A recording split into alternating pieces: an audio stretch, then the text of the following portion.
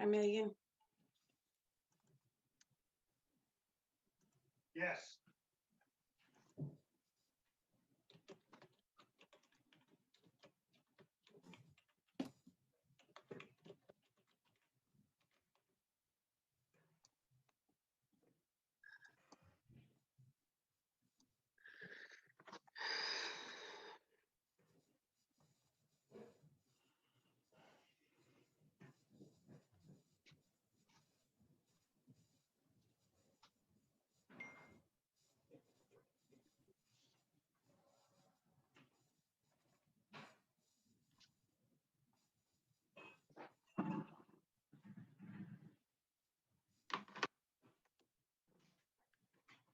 Alrighty.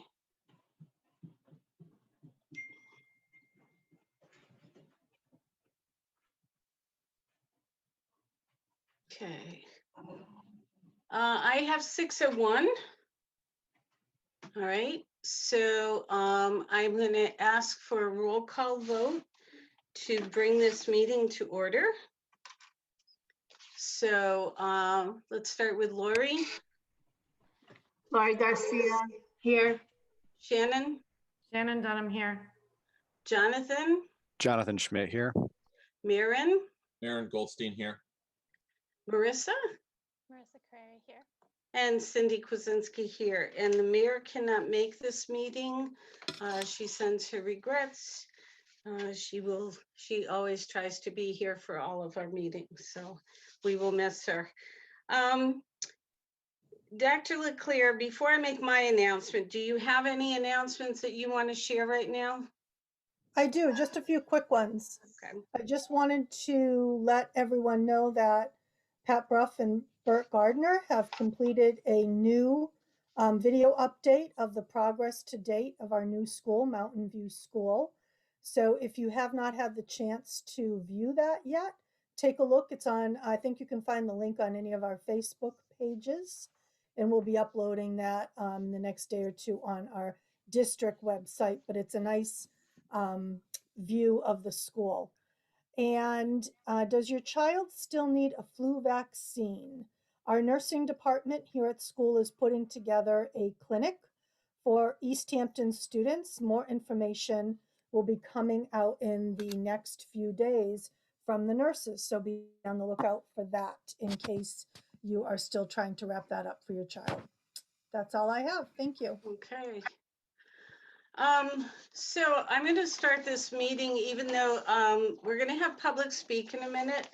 I am going to start this meeting by reading a letter from a resident in Easthampton who is very ill, and their family is ill. And so I am going to read this before we begin public speak. Please pardon my language. Everyone has an opinion. Well, here goes.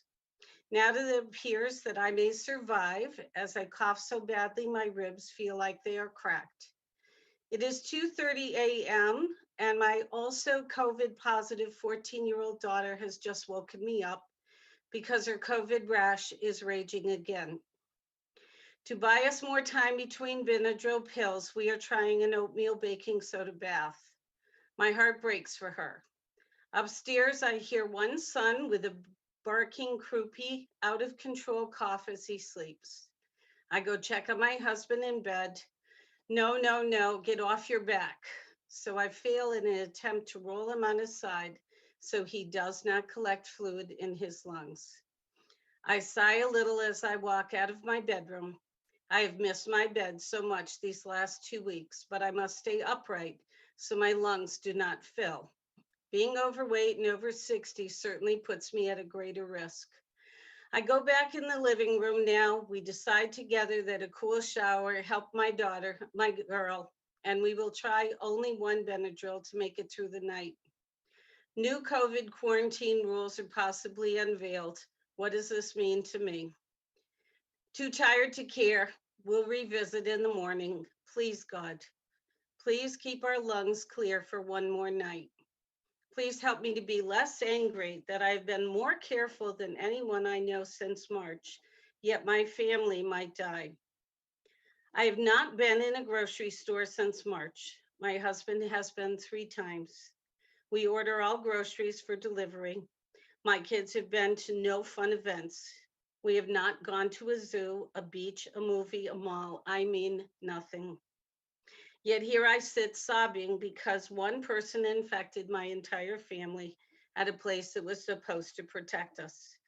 To be in school, sorry, I'm skipping a line. Whose fault is it? Who does one blame? So as everyone sits here in judgment that kids need to be in school, please pardon my language. No shit. However, remember how parents like to say, science says kids don't get it unless they have underlying health issues. They're wrong. Sports are needed for mental health, of course. But if they die, their mental health might just be a secondary cause of death. My child is beginning to stop pacing and is starting to nod off. Time for me to sleep for a few hours before it starts all over. I need to stop sobbing because I'm so done with this. But oh wait, no, I'm not. I need to parent these 3 minions that I stood before a judge and promised I could raise. So yeah, you all stand on your soapbox and tell everyone to throw these kids right back in school. Me, well, I will pray that we all simply wake up in the morning. Just my opinion. Okay. So I'd like to open up public speak. And I ask that you state your name and keep it to 3 minutes. And raise your hand and signal if you would like to talk. And I'm looking, I see Dan. Dan raised his hand. Hello. There you go. Hi. Hi, thank you for giving me the opportunity to speak. My name is Dan Perreault, and I have 2 children that are in the Easthampton public school system, my 15-year-old son, Connor, and my 4-year-old son, Josh. I'm here tonight to talk to you about my younger son, Josh, who is in the special education pre-K RISE program at Maple Street School. Josh is autistic, he's nonverbal, and he's now been learning remotely for the past 8 months, which we are extremely concerned about. First, I'd like to give you a quick background on our amazing little guy. Shortly after Josh's birth, his lungs stopped working, and he was shipped from Cooley to Bay State, where we were told there was nothing they could do to help him. He was then shipped to Boston Children's for a lung bypass. He was on life support, placed into a medically induced coma. Through many prayers and the fight of this little boy, he pulled through as Boston Children's saved his life. We were blessed. Then at the age of 2, Josh was diagnosed with autism. He was placed in early intervention, had 16 hours of in-person therapy a week. This was a combination of early intervention and private AVA therapy. At the age of 3, when his early intervention services ended, we were introduced to the special needs program at Maple Street School. Sarah Mochak and her amazing staff have helped us navigate this new world. We were then quickly introduced to the amazing Marcy Powers. Marcy is Josh's amazing RISE teacher and a true gift to the Easthampton Special Education Program. I cannot say enough good things about the amazing work that Marcy and her wonderful classroom aides provide to the children of the RISE program. Along with that, Josh also receives an hour each week of occupational and speech therapy at the school. We quickly started seeing great progress with Josh. We were excited about the improvements he was making. In March of this year, we finally got approved for an evaluation for a speech device, which was going to help with his progress with his speech. The day the appointment was made was the day Easthampton closed for in-person learning for COVID-19. This was devastating blow to us and a major setback for our son. But we decided to remain positive. We went to the remote model for not just school, but also for all of his in-person ABA therapy, which he was previously receiving in person at home. My wife and I, but really mostly my wife, we're doing about 12 to 16 hours a week of combined Zoom therapy in school, just trying to keep Josh at a level and not going backwards. To say it was a challenge to do a Zoom meeting for therapy or school is a massive understatement. But we took it on though and kept remained positive. We kept pushing through for the first couple months, but it was getting harder and harder to keep Josh with any type of focus and growth, and his skills were stopping. We were now just trying to focus on retaining the skills he had developed. 2 months turned into 3, then 4, then 5, and finally September was here. There was a light. At least we figured Easthampton would support in person for special populations. But unfortunately, we were told October. Josh was now at 7 months of no in-person learning, and then it got pushed back again, and you all eventually know the story. They returned at the end of October. In just 3 short weeks back in school, developing a routine, we started to see growth in Josh immediately. Out of nowhere, the emergency November school committee meeting, it was taken away and pushed back to remote again for Josh. I wish you could all understand how devastating this is to our family and the families of all the special needs populations. I understand the worries of COVID-19. I'm a frontline worker. I work in radiology at Cooley Dickinson and at Valley Medical. I work with COVID patients. To be honest with you, COVID doesn't scare me. It's my son's future that does. I'm scared he will never talk. He'll never say daddy. He'll never be in a normal classroom, read a book, write his name, grow up to leave our house.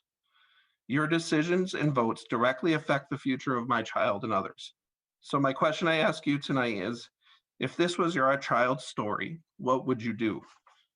We have these amazing resources, but we're unable to get to them. It's painful, and frankly, it's hard to swallow. I want to leave you tonight, just so you will see, this is my son, Josh. That's on his first day going back to school. I ask you to please think about him and Uriah's classmates. I ask you to reconsider your vote to keep special populations remote, and please, please bring them back to in-person schooling. Give Josh a chance to access these amazing resources. We plead with you. Thank you. Thank you. Anybody else? I'm going to scroll through. Please signal if you want to speak.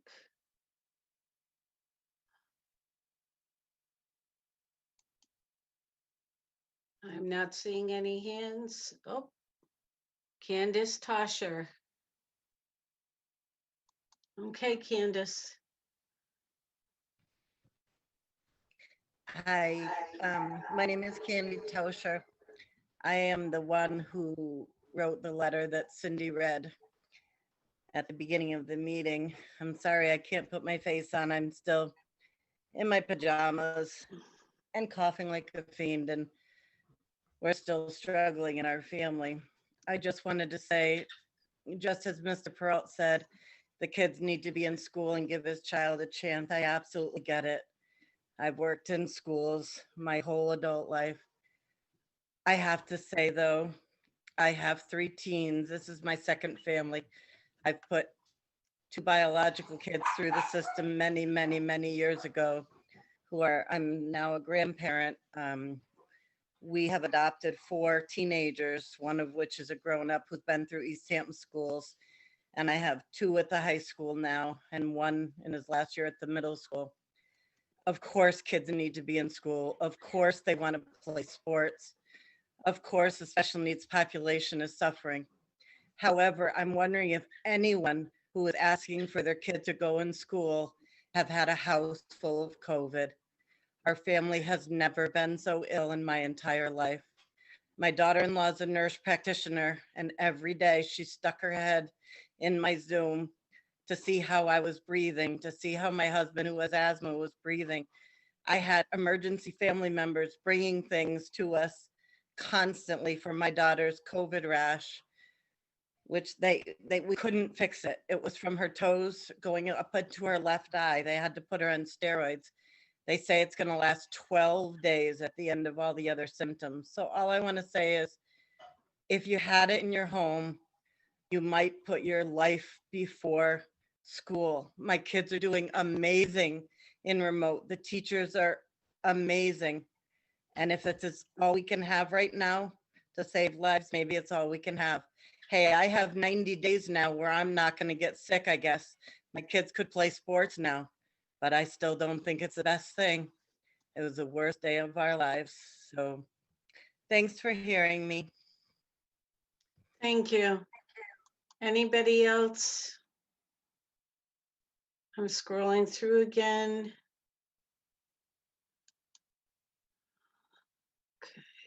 Linda B. Linda B. Hi, can you hear me? Yes. Okay, I'm Linda Broadhurst. I have a senior. I've spoke before, and I just have one point to make.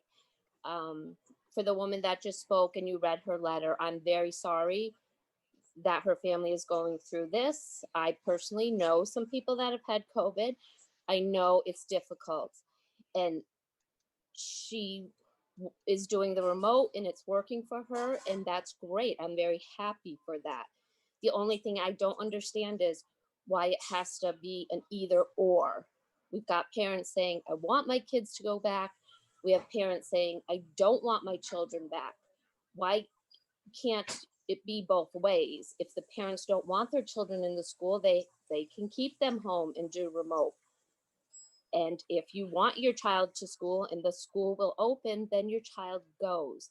I don't understand why it's this either or, and we can't let the parents decide for their own children, for their own families, what's best for them. And that's it. Thank you. Thank you. Anybody else? Carrie Damon.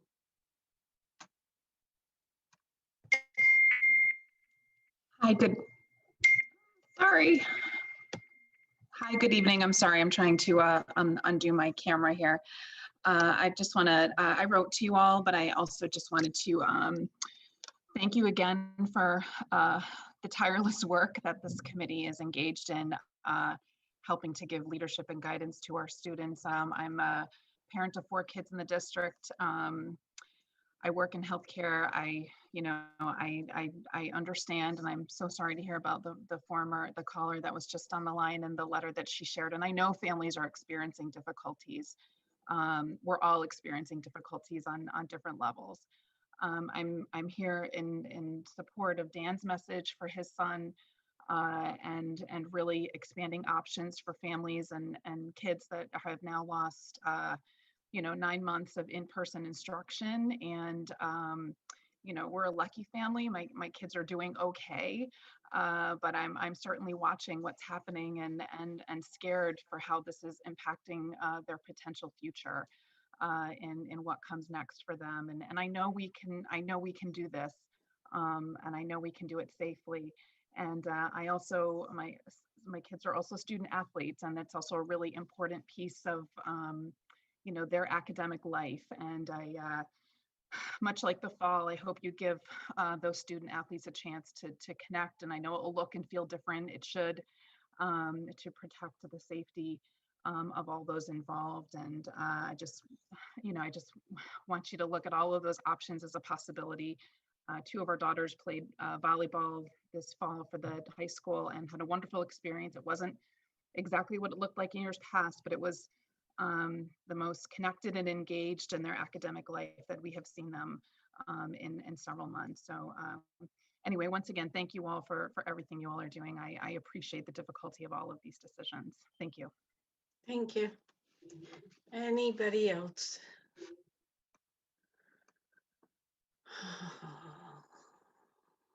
Rachel.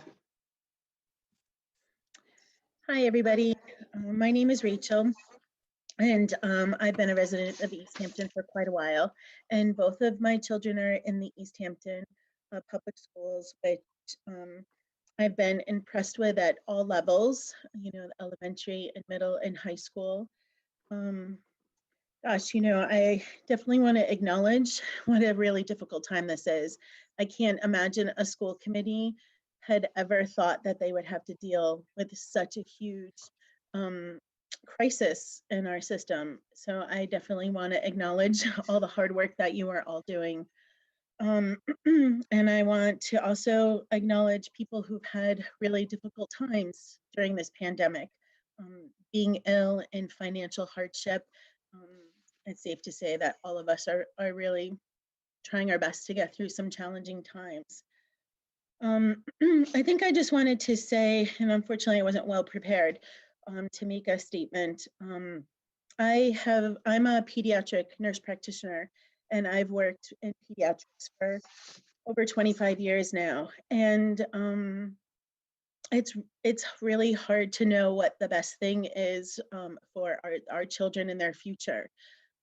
I know clearly that we need to balance physical health and also emotional health. The amount of poor emotional well-being that we are seeing in our community and in our office is astounding. And I guess was impressed to hear, Dr. Leclerc speak at one of the previous meetings about all of the work of trying to help keep our kids safe in the school. And I'm having lots of faith and trust in that possibility. Clearly, the numbers at this point in time of COVID seem very challenging. But I guess I'm being hopeful at some point, spring or beyond, that maybe that will shift and there will be a possibility for us to have that experience. I think that mostly I'm concerned, in particular for the adolescent population, just treating one pandemic for another, for kids to have a lack of focus on being able to be independent in the world and to have solid mental health to get through their days.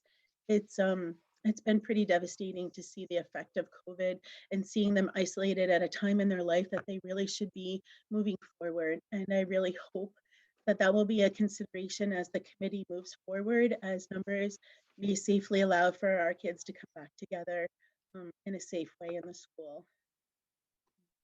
Thank you. Thank you. Thank you. I'm looking. Anybody else? Please make sure you signal before we close, because once we close public speak, we will not be able to call on you. Okay. I do not see anybody. All right, I'm going to scroll back through, and if no one is signaling, we are going to close public speak. Okay. And all right, Marissa, did you see anybody? I see no one. Okay. Oh. Janine's iPad raised her hand. Janine. Yes. Hi, my daughter is a senior at Easthampton High School, and she's also a student athlete. She wrote a letter, I believe, to the superintendent and the school committee regarding her wish to participate in winter sports. And I know I have talked to Mr. Evans, I've talked to Mr. Miller. And to me, the hope is not looking too good because of the numbers, but I just wanted to share that she is a senior. She is looking at D1 schools that are recruiting her, and she's competing with kids all across the country who are in school and doing their sports. She's right now can't speak, otherwise I would have had her reading her letter to all of you. I wish someone would have read it. It would be great. She's at Big Y working her second job. So my voice is for her, and she would love to get back into the classroom. I second what Ms. Broadhurst said. There should be a choice based on every family's circumstances, every family's unique criteria. I am working in Westfield at a school. My husband's a first responder. We know what it's like. And I just want to advocate for her to get back in school and have somewhat of a normal second semester. Let's put it that way. If we just push it off till January after the holidays, I would be happy for half a year. That's it. Okay, thank you. Anybody else? Okay. Scroll through one last time. Going.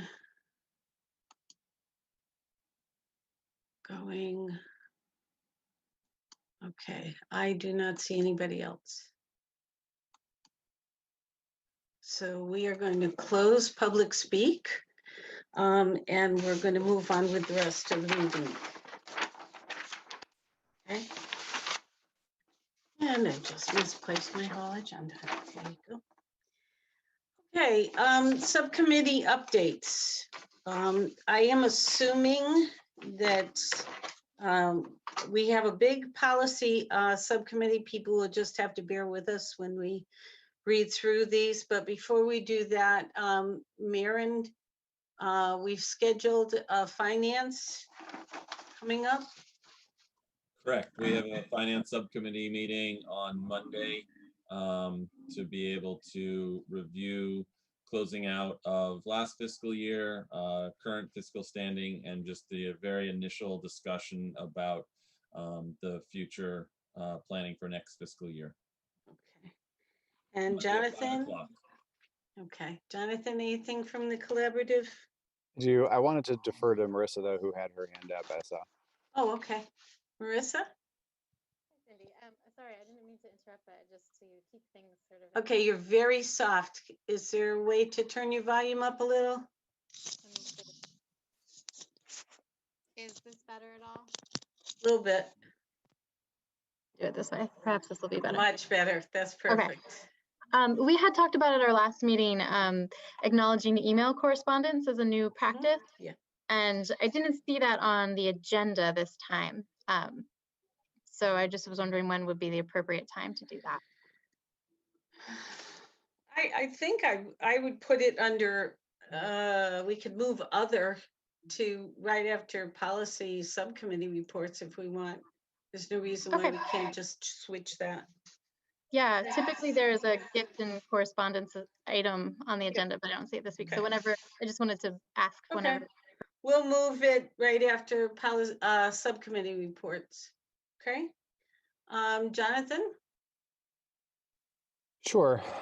So we did have a collaborative meeting at the end of last month before the holidays. I'll try to keep it short and sweet. The big thing that I wanted to share was we always get a presentation at those meetings like we do at our meetings here, something about what CES is doing. And we received a presentation from the director of the migrant education program, which recently, so it serves the state. It recently shifted to CES from a different collaborative. And I was just really taken aback by the work that they do and wanted to kind of share it with you folks and with sort of the district and our administration. So as the name suggests, they work with migrant families. It's easy to kind of misconstrue that as immigrants. It does not specifically refer to that. It's anybody, any family who is moving for economic purposes, essentially. There's a couple of parts of eligibility. There has to be a migratory youth, which means they moved into the district within 36 months, and they live with either a migratory agricultural worker or migratory fisher. And then there's the migratory worker part of the eligibility, which is someone who moved residence within the past 36 months. That's very specific terminology because sometimes you move, but you don't actually leave the city. It had to have been for economic necessity, and they have to be engaged in qualifying work. So I just wanted to pass along, they suggest the district should be screening these folks at the same time as the home language screener that I imagine we do.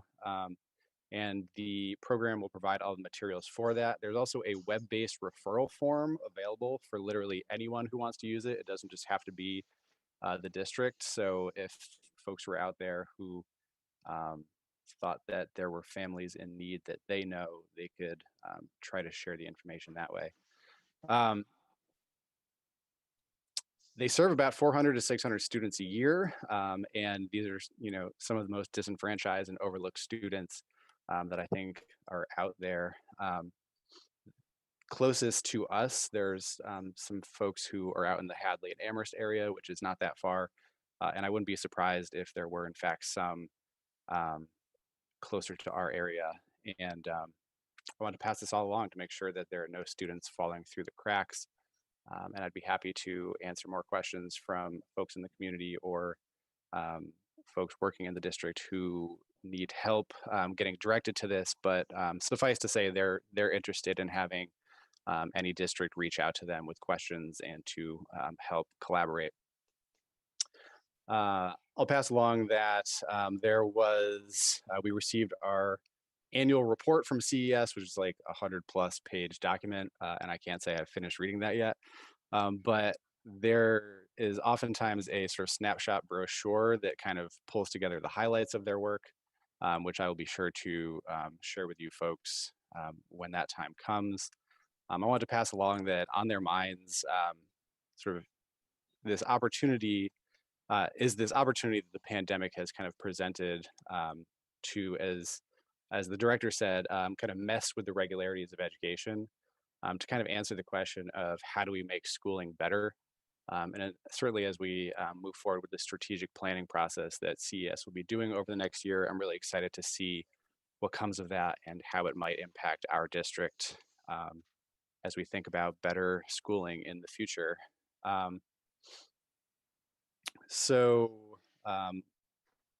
Lastly, I guess I'll just put out there, because it's such an important topic at present, as we did talk a little bit about in-person versus remote learning. Obviously, they're in a very complicated situation, maybe even more so than ours in some cases.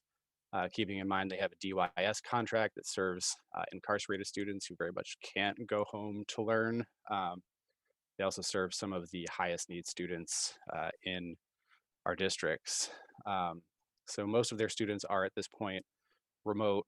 I anticipate that they will be moving more students into a remote setting as we move forward here, although they're figuring out exactly what thresholds they're looking at to do that. Keeping in mind, though, that the academies where they serve these students are 24 and 13 total students respectively, so it is very much a different kind of circumstance.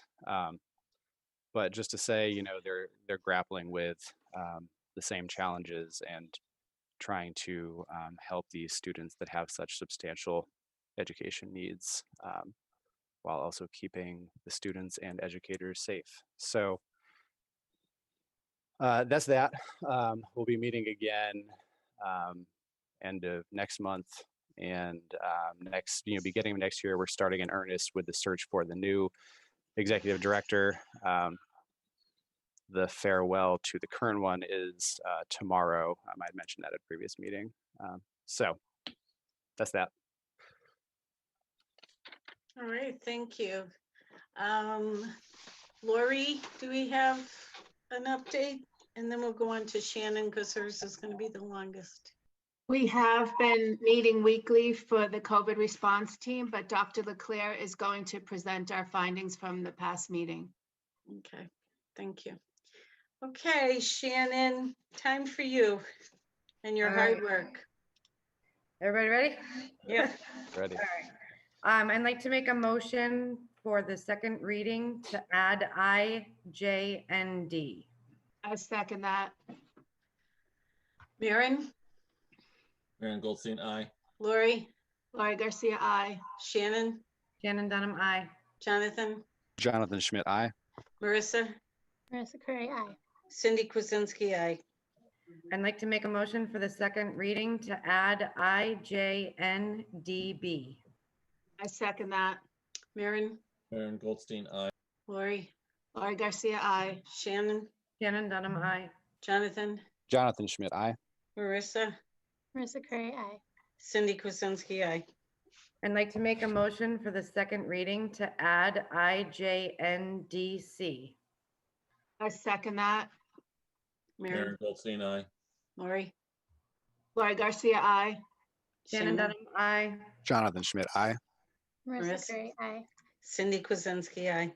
I'd like to make a motion to delete KMA. I second that. Goldstein, aye. Lori, Laurie Garcia, aye. Shannon Dunham, aye. Jonathan Schmidt, aye. Marissa, Sorry, Marissa Gray, aye. Cindy Kuzensky, aye. I'd like to make a motion for the second reading to add ID.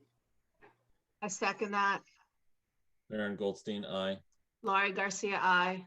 Shannon Dunham, aye. Jonathan Schmidt, aye. Marissa Curry, aye. Cindy Kuzensky, aye. I'd like to make a motion for the second reading to update per MASC IKF. I second that. Maren Goldstein, aye. Laurie Garcia, aye. Shannon Dunham, aye. Jonathan Schmidt, aye. Marissa Curry, aye. Cindy Kuzensky, aye. I'd like to make a motion for the second reading to add ECA. I second that. Maren Goldstein, aye. Laurie Garcia, aye. Shannon Dunham, aye. Jonathan Schmidt, aye. Marissa Curry, aye. Cindy Kuzensky, aye. I'd like to make a motion for the second reading to add JLCB. I second that. Maren Goldstein, aye. Laurie Garcia, aye. Shannon Dunham, aye. Jonathan Schmidt, aye. Marissa Curry, aye. Cindy Kuzensky, aye. I'd like to make a motion for the second reading to delete JEC. I second that. Maren Goldstein, aye. Laurie Garcia, aye. Shannon Dunham, aye. Jonathan Schmidt, aye. Marissa Curry, aye. Cindy Kuzensky, aye. I'd like to make a motion for the second reading to add JF. I second that. Maren Goldstein, aye. Laurie Garcia, aye. Shannon, Shannon Dunham, aye. Jonathan Schmidt, aye. Marissa Curry, aye. Cindy Kuzensky, aye. I'd like to make a motion for the second reading to add JLCA. Laurie Garcia, oh, I second that, sorry. Maren Goldstein, aye. Laurie Garcia, aye. Shannon Dunham, aye. Jonathan Schmidt, aye. Marissa Curry, aye. Cindy Kuzensky, aye. I'd like to make a motion for the second reading to update per MASC JFABF. I second that. Maren Goldstein, aye. Laurie Garcia, aye. Shannon Dunham, aye. Jonathan Schmidt, aye. Marissa Curry, aye. Cindy Kuzensky, aye. I'd like to make a motion for the second reading to add EBCS. I second that. Maren Goldstein, aye. Laurie Garcia, aye. Shannon Dunham, aye. Jonathan Schmidt, aye. Marissa Curry, aye. Cindy Kuzensky, aye. And before we go on to Marissa with correspondence and gifts, I meant to say this in the beginning, we will be going into executive session at the end of this meeting, and we will be adjourning from executive session. We will not be returning. Okay, now hit it, Marissa, thank you. Okay, great.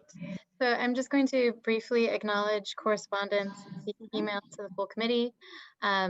We heard from Kerry and Damon and Candace Tauscher, who reiterated their messages in public speak today, so I'll move on from those two. Also would like to acknowledge correspondence from Gabe and Veronica Raposa, parents of 2 children encouraging winter sports, including basketball, following protocols in line with the successful volleyball season. From Susan Redmond, parent of 2 children at EHS, expressing support for winter sports as essential to children's physical and mental health. Laura and Fred Machia, writing with disappointment about the decision to not bring first graders in for in-person learning, with concerns that the district does not want children back in school and requesting better ways to teach remotely. From Sarah Amoroso, a parent of 3 school-aged children, writing with appreciation for the cessation of in-person instruction in the face of COVID. From Jessica Lucia, asking why Easthampton is in remote learning when surrounding communities, private schools, and daycares are offering in-person services.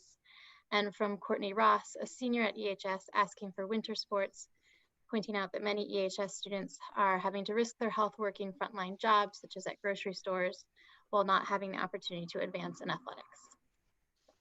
Thank you for the correspondence. Thank you. Marissa, I just wanted to add, there was also a letter from Shannon Dodrell, also requesting winter sports. Oh, I'm so sorry that I missed that one. Thank you. You're welcome. Thank you.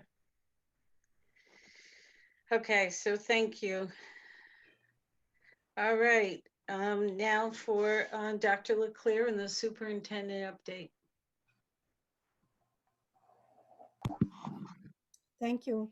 I think the first item on my section of the agenda is related to the mayor's message around closing the public buildings that she sent out and put a press release out last week. I think that we had that on the agenda in case she wanted to speak this evening about it, but since she's not here, I did send a message out to all the families in the school district, letting them know that that does not impact us returning to school. That, you know, if we can have students and staff in the buildings and keep the public away, we are still complying with the mayor's proclamation. So I'll move on from that because I think that we're all set. We're going to move on to winter sports.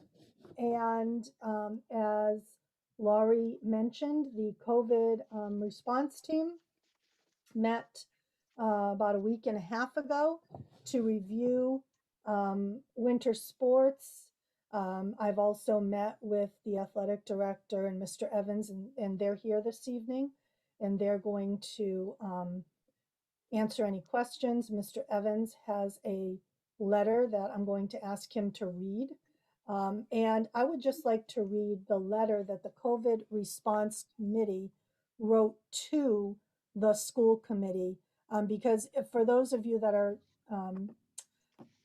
new here and don't know, our COVID response committee is an advisory group to both myself and the school committee in helping us make informed decisions that are steeped in evidence and data. So with that being said, and I should say that I will announce who's on the committee when I read the end of the message. Dear school committee members, the COVID response advisory team met on November 30th to review the MIAA statement on winter sports and sports-specific modifications and to make a recommendation to the school committee about our district's participation in winter sports. To inform our decision, we reviewed the following documents: the recently released MIAA, Mass Interscholastic Athletic Association statement on winter sports, and the Workplace Safety and Reopening Standards for businesses and other entities providing youth and adult amateur sports activities, which is phase 3, step 1, and can be found on the, I believe it's the mass.gov site. It's safety standards. And that ranks youth sports into low, moderate, or high risk categories. At this time, the COVID advisory response team is recommending that the Easthampton Public Schools not participate in winter sports. We do not recommend that the district allow participation in any sports categorized by MIAA as moderate or high risk. Our decision is made after a careful review and discussion of not only the information above, but also an examination of local and regional increases in COVID-19 cases. The fact that we are in a fully remote learning model at this time, and our concern over the risk level of winter sports, both moderate and high. The physicality and the location of winter sports presents further concerns expressed by this group. We do, however, recommend that teams find ways to connect and participate safely. For example, holding practices outside, conducting conditioning drills, and engaging in team building activities can all be done in a safe, physically distant manner. In addition to a careful review of these documents, the COVID response team expressed concern over students' mental and physical well-being over the past several months. We understand and value that for many young people, sports provide a much-needed outlet, and we do not dismiss its importance in their lives. Addressing the mental and physical well-being is very important for all our students in order to assist them with engagement in learning, and we are committed to working on this priority. To that end, we recommend that the administration take an active role in providing opportunities for students to be more physically active in safe ways. Our recommendation is that the priority remains on creating a safe environment in order to return all students to in-person learning as quickly as possible.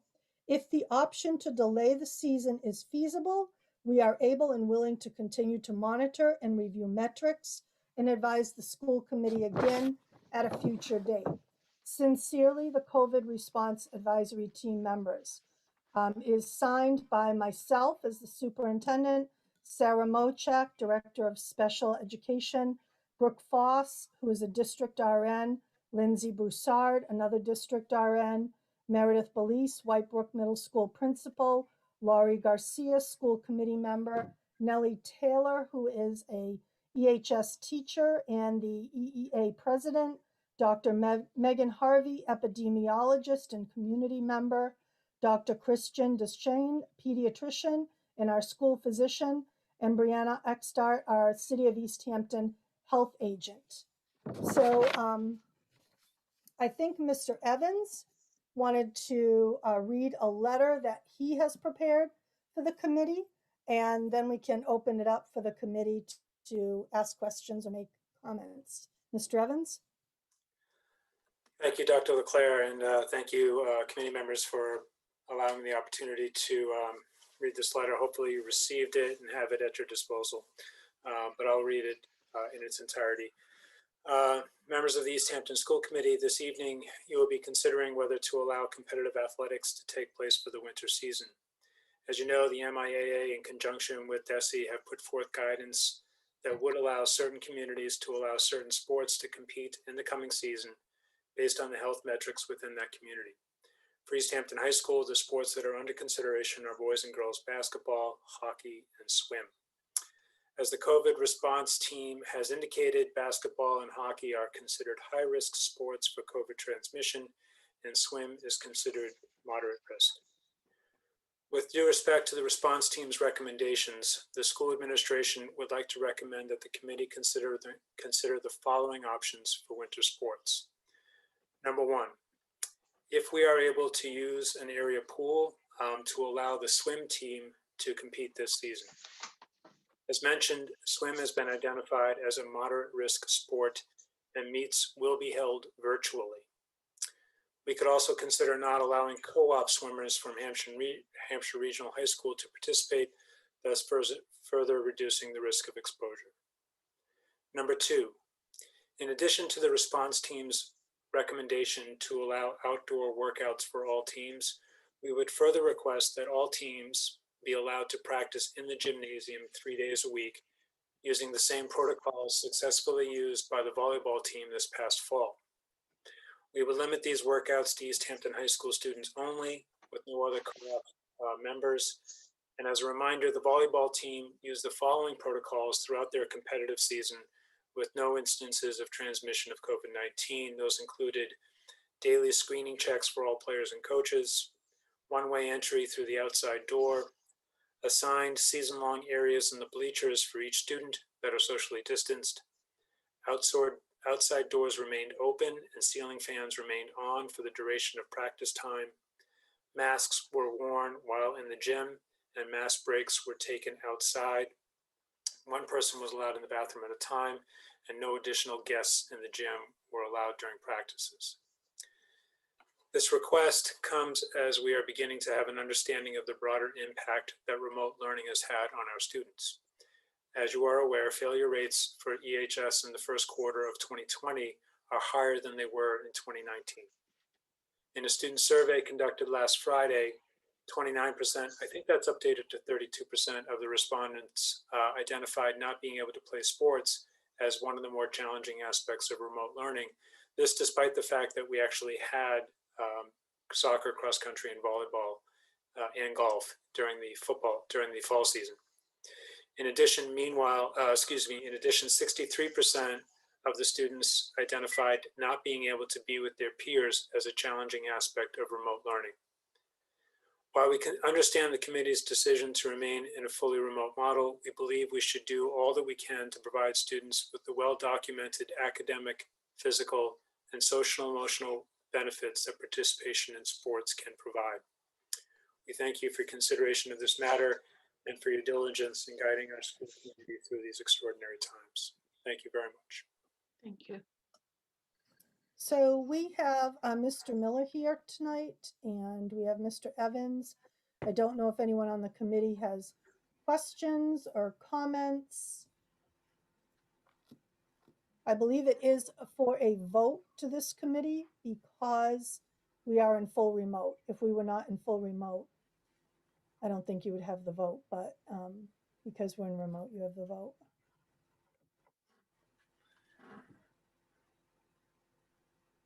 Does anybody have questions? I have one comment that I had not realized until we met in the COVID response team about this 10 days ago. It was enlightening to learn that of the 24 members of the MIAA that make these decisions, there is only one physician on that committee. The rest are principals, athletic directors, and superintendents. So I do not believe their decision comes from any science-based evidence. Shannon? I just wanted to mention, Bill, I didn't get anything from you today in regards. Yeah, I don't have it either. Sue I Colby apologize was- for that. Allison?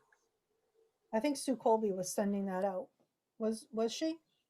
That's who I sent it to on your instruction. Yeah. But I'd be happy to email that while we're sitting here. That'd be great. The other question I wanted to ask, sorry, Marion. You had mentioned that you were doing a survey or sending out a participation request. How did the numbers come through with that? Brian can tell us how many students have registered for winter sports. Right. So currently we had 26 boys register for basketball, 23 girls. I believe we had 12 for hockey and 8 for swim.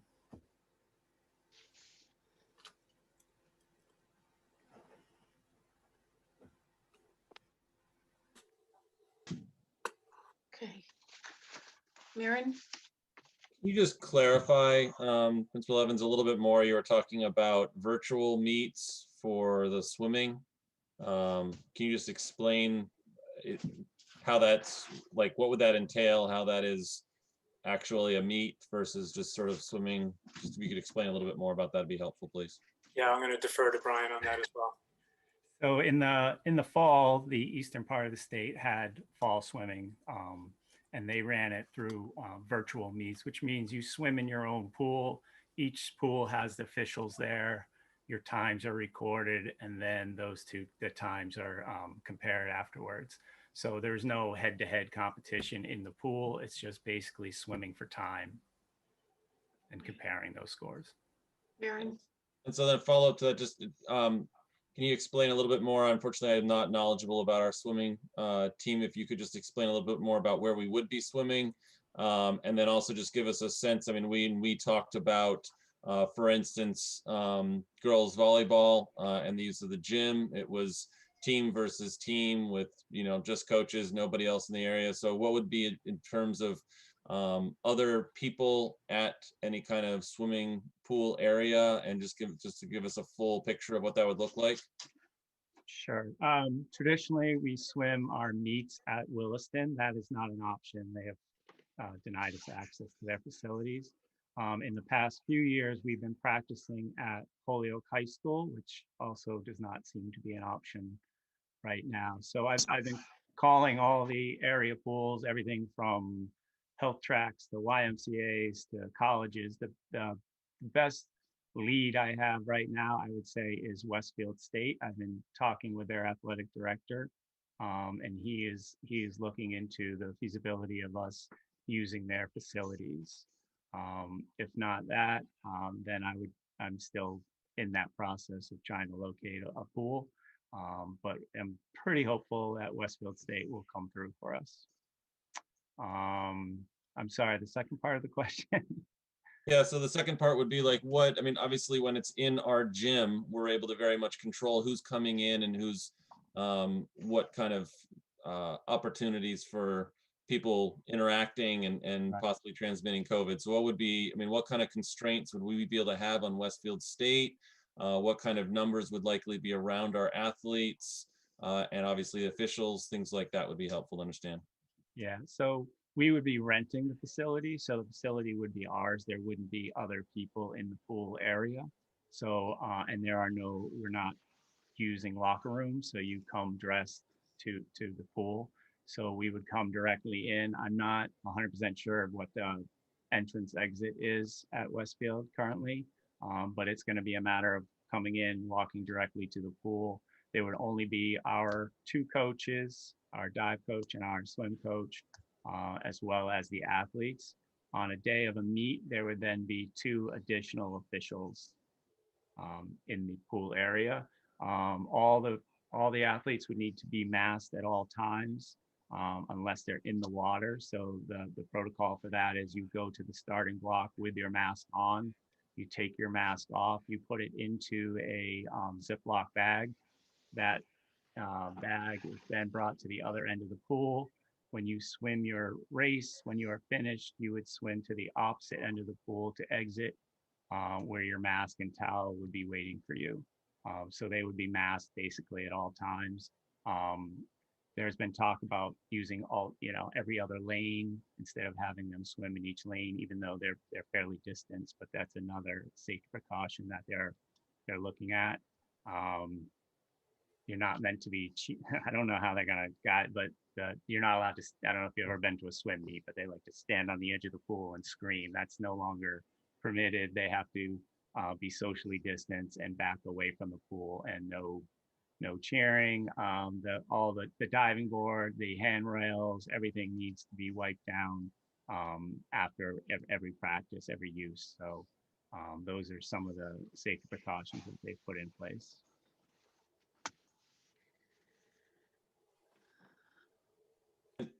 Sorry, and then I'm just trying to get the full picture of this too. So then in terms of swimming, I assume it'd be really difficult to have those meets happening all at the exact time at, half a dozen different swimming pools around the area. So I would assume it'd be sort of asynchronous kind of swimming meets all on the same day or something like that, and they'd be comparing to see who won or anything like that. Just can you explain that piece too, please? They have a 24-hour window to compete. So, because officials could also be an issue, requiring 4 now instead of the normal 3 for a meet. So 2 at each pool. So yeah, they have that 24-hour window to compete in. One of the features of swim is often your who you're really competing against is the clock, and for recruitment purposes for athletes who might be able to compete at a next level, being able to post, better times in an official way is really important, as with track and field and cross country and any other sport. So, our students who are hopeful of moving on would really benefit from the opportunity to have another season to be able to, even if they're not, swinging next to a competitor, to be able to post, favorable times and have that in their recruitment sort of package. Okay. And I'm trying to get my head wrapped around what you're proposing for the use of the gym with the basketball practices. So those basketball and hockey and swim, if we don't have, if we're not allowed to have a competitive season. So the idea again would be that they would not be using the facility for games, but for just their own workouts and practices.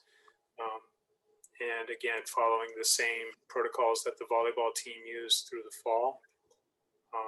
And again, it's an opportunity.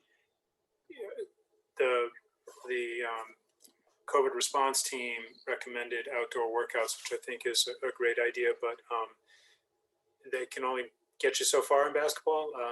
Once the ball gets really cold, it's really difficult to do anything basketball related. And once the snow flies, that becomes problematic as well. Plus, all the outdoor baskets have been taken down. So the opportunity to be able to practice their sport in a setting that is reasonable for that sport. And if we're doing that for them, then the hockey team, I'm sure, would benefit from conditioning and being able to, use the gymnasium for hockey-related kind of activities. I'm not as much of a hockey guy. Lori? I would like to clarify, in the COVID response team, we were not insinuating that basketball players would be playing basketball outside. We were trying to brainstorm ways that students could find outlets, could socialize, and could exercise. But that didn't mean that we thought they'd be playing basketball in snow-covered courts outside. And we also talked about having school-wide competitions where students could log different athletic activities. I had asked Dr. Leclerc to speak to the administrators. I'm not sure if you heard about that, Mr. Evans, because that could be a way to motivate students to be getting outside, whether it be taking a 3-mile run, and then they could log that, how many sit-ups they could be doing. I know that it's not playing the games that they love to do, but it's an impetus to get out from behind their screens and get some activity. Yes, thank you for raising that. Dr. Leclerc did raise that with us, and I think that, through our PE classes, that is much of what's happening in our PE classes, is students are logging individual workouts, and I think that our other competitive teams, we're hoping that students would do that kind of thing. But I think you hit it well, that it's not the same as playing the sport that you love. And getting out and taking a jog is something that some of us enjoy at one level, but it's not. It doesn't. I don't think it satisfies the same kinds of goals that playing in a game do. So I think it's a nice supplement, and I think we should encourage that. I don't think it is an adequate substitute for sports. So, okay, I have one quick question. I'm trying to understand, we're not just talking about doing layups and three-point shots.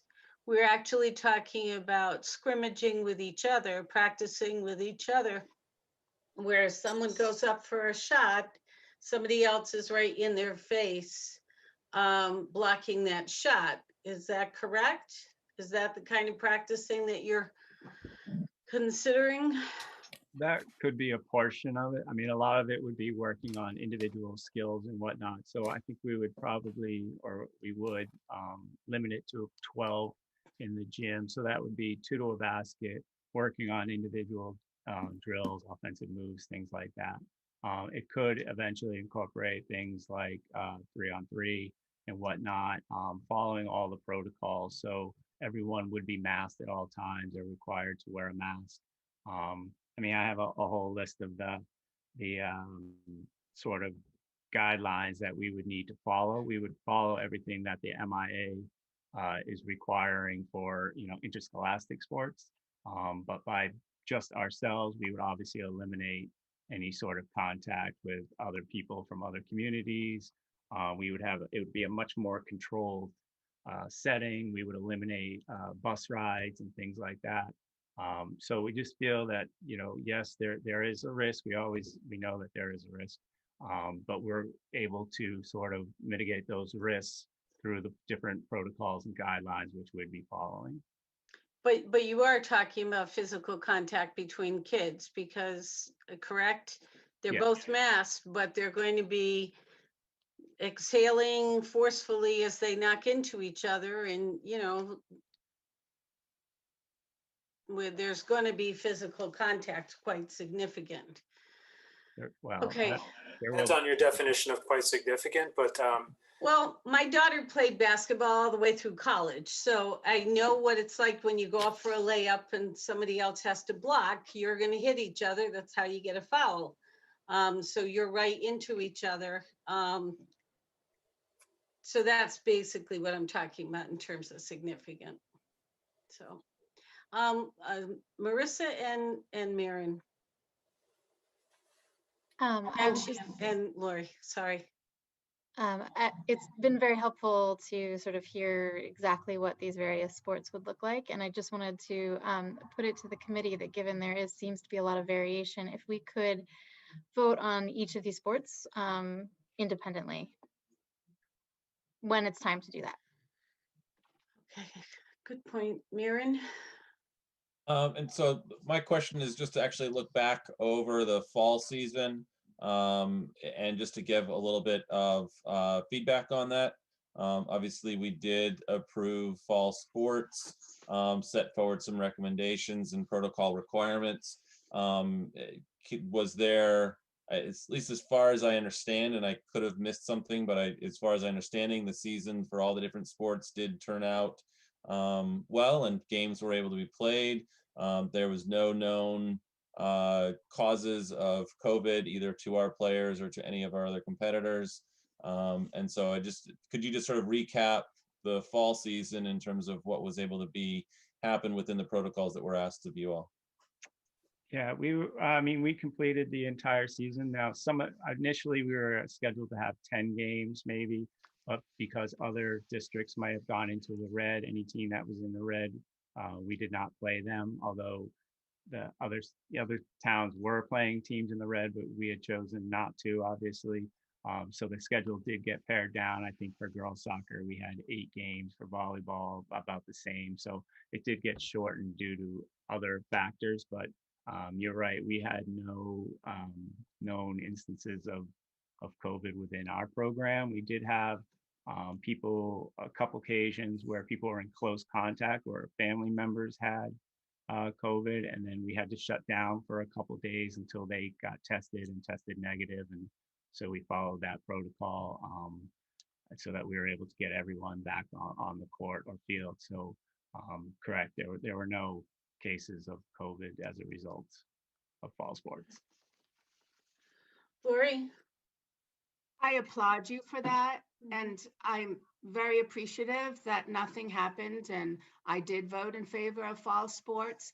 But I'd like to remind everyone, I'm sure you don't need the reminder, that the community transmission rate is now more than double what it was when we voted in favor of fall sports. And by the very nature of the sport, that volleyball is not as dangerous as even the MIAA states. So basketball is a very dangerous sport, no matter how you play it. yeah, and I would reiterate, we're not requesting that the high-risk sports be approved for competitive, simply for our own teams to be able to practice with each other inside. Dr. LeClaire? And I just wanted to add another clarifying factor before you take a vote. Swimming and hockey are both co-op teams, and we have no desire to operate those in a co-op capacity this winter. So if you are voting to have hockey practices, it would only be with the Easthampton members of the team. It would not be with Northampton students. So I just wanted to clarify that in case you had that question.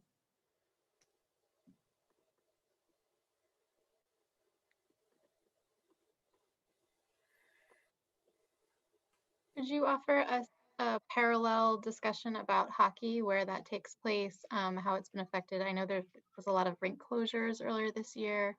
What are the protocols there? Yeah, so obviously the rink is another issue because we normally would practice at Williston.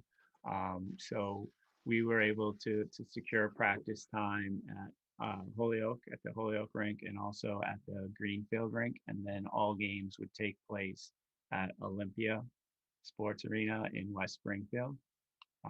And because we wouldn't be co-oping, it would just be obviously our athletes competing in that sport. Okay, so I'm trying to understand. So basketball, you're not talking about competing, but you're actually asking Yeah, to no, compete in. no. I was just explaining to her how hockey would look, but we're not asking to actually compete in hockey.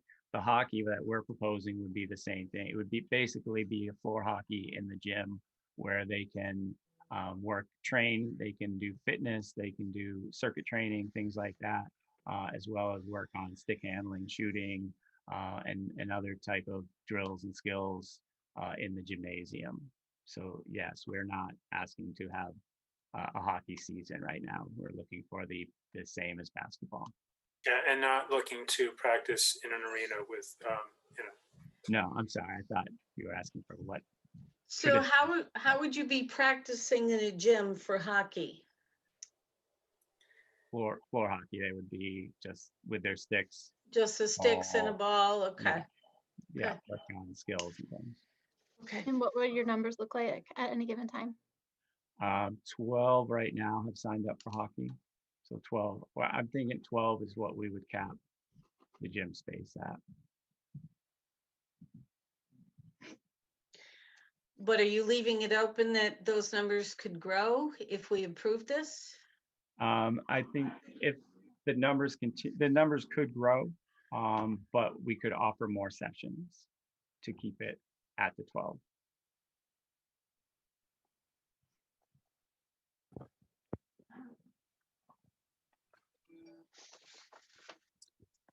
Could you remind us as well what the sort of typical length of the season would be? Just sort of, obviously, I believe December 14th was listed as a beginning, but how far it would normally extend? Yeah, so the MIA recommended the 14th as a start date. The PBIAC, which is the Pioneer Valley Interscholastic Conference, has decided to push it back to January 4th would be the start date. And it would run through February 21st. and we would, for the practice sessions, we would follow those same dates.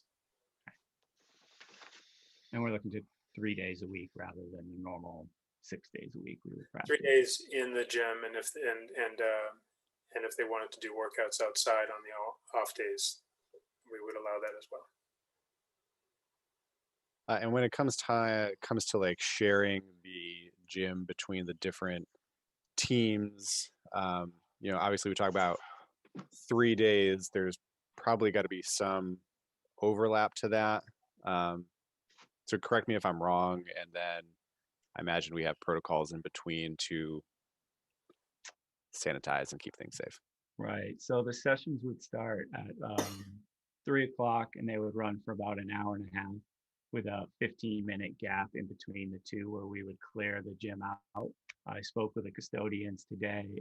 Any areas where they may have been, we can use the disinfecting fogger. So we would do that. The balls obviously would need to be wiped down just like they were in volleyball between each session. You can, in those 5 days, you can have three sessions a day and accommodate all the teams that would need to be in the gym.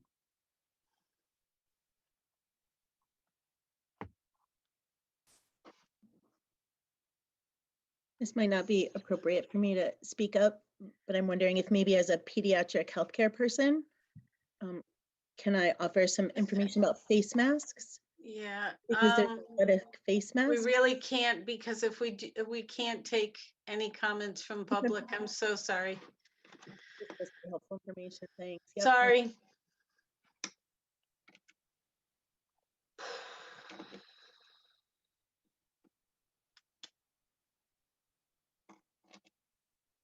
Lori. I don't know if we're at this part of the discussion yet, but I'm just wondering if we could make it mandatory, if we were to consider such things, make it mandatory that there be at least once a week testing for anybody that was going to participate. Since there is more testing available now, including the site they just opened in Amherst, which is for symptom-free people over 10, I believe, as well as the Holyoke site that will have lines that aren't as long since Amherst opened. I think that's a laudable suggestion. Of course, the question about equity is always one. You know, having testing available in Holyoke and in Amherst does require the availability of transportation and time. And I don't know that we can ensure that every family member, that every family has that opportunity. Well, I'm thinking also about trying to get more students back in school. And because of the nature of working out and playing either basketball or hockey is very risky for transmission. And the more cases we have, the less likelihood there will be to have students back in the classroom, where it's more important to have them right now than playing sports. So as a good suggestion to help prevent spread would be to have testing. Agreed.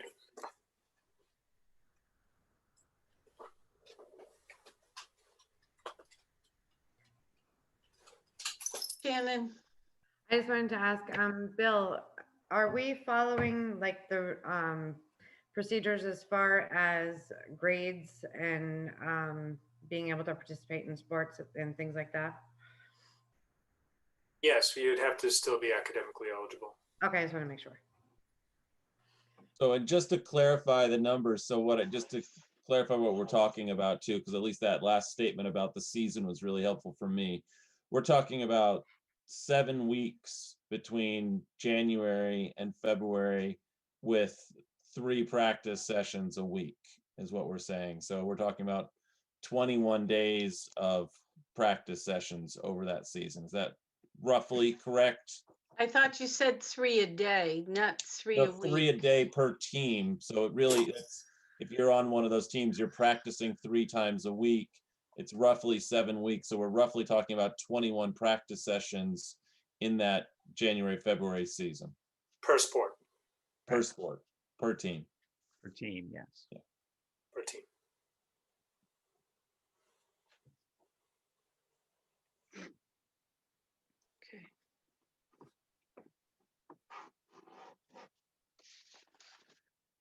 Any other questions, discussion? I can tell you that I see the swimming piece as a much less risky piece.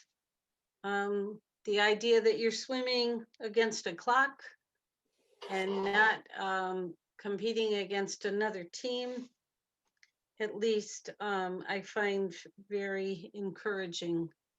I will tell you, I am still, there's a difference between doing plays where there's not contact and scrimmaging against each other. There is a difference between foul shots and conditioning and dribbling than, coming up against each other. So my comfort level on one area where we're talking foul shots, 3-pointers, layups, and you're doing those drills with no contact is very different from my concern about having kids, even with a mask, really having significant contact with each other. So you're inside. If it's a concern, I mean, there are certainly things that we can do. I mean, we train for hours daily and we work on skills and things that don't require contact. If that's going to be the deal breaker, the end all to not allow the kids to get out and have any sort of social interaction, then we can tailor it to the point where there is no It's not that they can't, it's not that they can't have social interaction, because if I'm having people watch me try to do 3-pointers or a foul shot, I certainly can be talking to my teammates. Right, I'm saying Yes. that is the opportunity. I'm saying if you flat out say no to everything, then they lose that opportunity. So we could still provide them with that opportunity by tailoring the drills and activities to just straight skill without the contact. And again, I agree with Marissa's request that we're going to take these sport by sport, but just to jump back to hockey, I assume that based on it being in the gym, there really there is no contact that's really going to be happening through the hockey side of practices. Is that a fair assessment? As far as, checking and things like that, no, there wouldn't be any checking. So again, we could tailor that to skill development. So that's a guarantee that there wouldn't be any checking? Well, if you set a guideline and we set a rules, then we would expect that they would be followed, yes. Yeah, I mean, that would be the expectation, is that there wouldn't be any. Can I, guarantee 100% that two kids don't, bump into each other? No, but the expectation is that they are working on skills drills, socially distanced in their own area. Yeah. Maren? So Chair, if it's okay to you, if you think it's ready, I could start to make some motions to see while each sport goes through and what we might decide as a group. Is everybody ready, or we're all ready? Okay. Lori? Hold on, How Lori, can we add Jonathan in first. As we did before, Jonathan first, you said? I'm sorry, did you say No, Jonathan both of first? you, the two of you before we do this. Oh, okay. I just want to add in the stipulation that there be weekly testing. And I really don't like being told about equity when a lot of these sports aren't equitable to begin with, knowing about how much they cost, and also driving far places to go practice, and to be able to go over the mountain and get a test to help us get students in school quicker is something that I have my eye on. So before I even entertain my personal vote, I'd like to know that this would be set, that they need to get tested. We had them tested once before they started in the fall, but a weekly test. So my tendency, just before we vote, is to agree with Lori. I don't see any reason why someone could not get a test. Holyoke HCC is doing them. I know people who go twice a week to get it done. And you're talking about inside. When you were looking at sports the last time, in volleyball, you're pretty spread out and you don't check each other. You're not scrimmaging against your teammates. So there's a distance between you. The doors were open. I'm concerned. I'm concerned with doors closed and an hour and a half practice, and I definitely would not want contact. I don't want these kids to be scrimmaging with each other, but I also would feel better and feel a little differently if I knew they were getting tested. It's not a guarantee, but I do think we need to get these kids tested. The numbers are growing in Easthampton significantly. Marion? Jonathan wanted to speak first too, so please go ahead.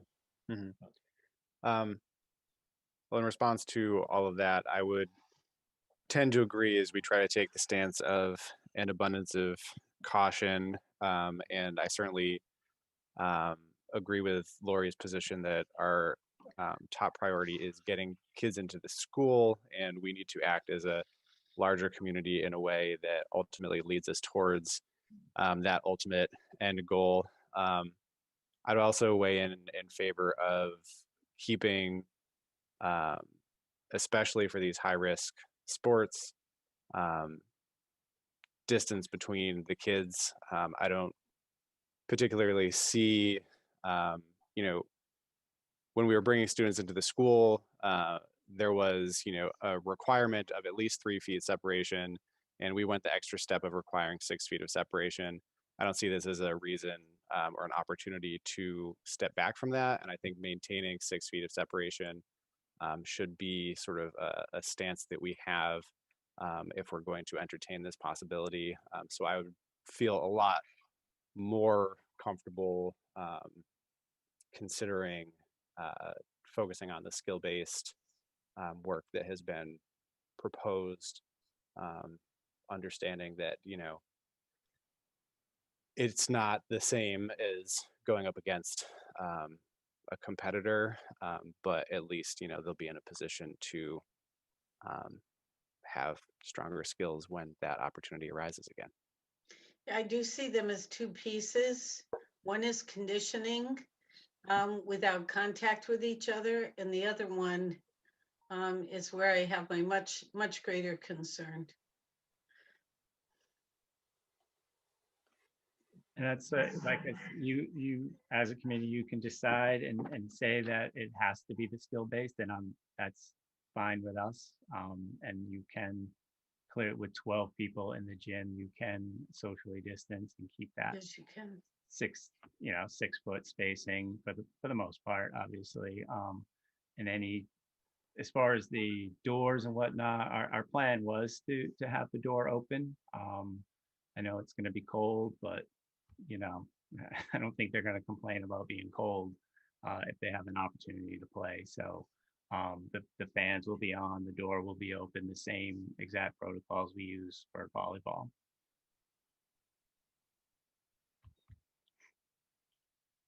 So if I could just,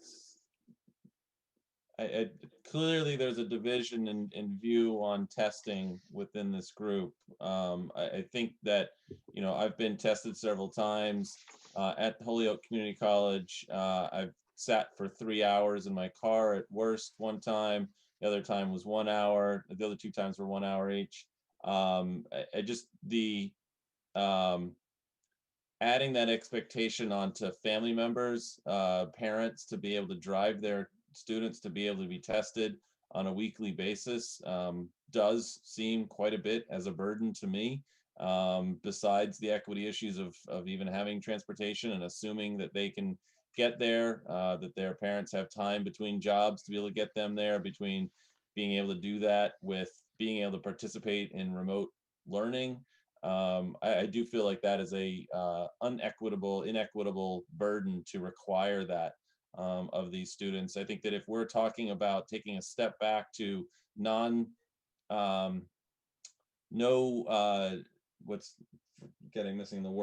basically no touch basketball, no touch hockey, skill practices, that those things would not then be listed in any kind of way as a high contact or high concern sport. And so, at least from my perspective, requiring them to have weekly testing is an undue burden on the parents and on the athletes. And are you not suggesting that they begin with a clear COVID test? Well, we put forward I'm not saying exactly yet, but I'm saying in terms of what we did in the fall is we recommended that they be tested, but it was not a requirement that they be tested at that time. It was a requirement. It was a requirement. And then they It did was daily a screening. requirement. It did require at the start of the season. Yes. Okay. And They then there did. was a daily screener that they had to. And then daily screening, correct. Shannon? From an equity standpoint, absolutely. Lori, you had mentioned the cost is expensive, et cetera. There are students who have a waiver, just so you know. And yes, it is an equity issue to have to do this on a weekly basis, especially when we're not bringing in other towns. We're suggesting at this point possibly contactless practices. I don't think that we need a weekly test. I think that's very unfair.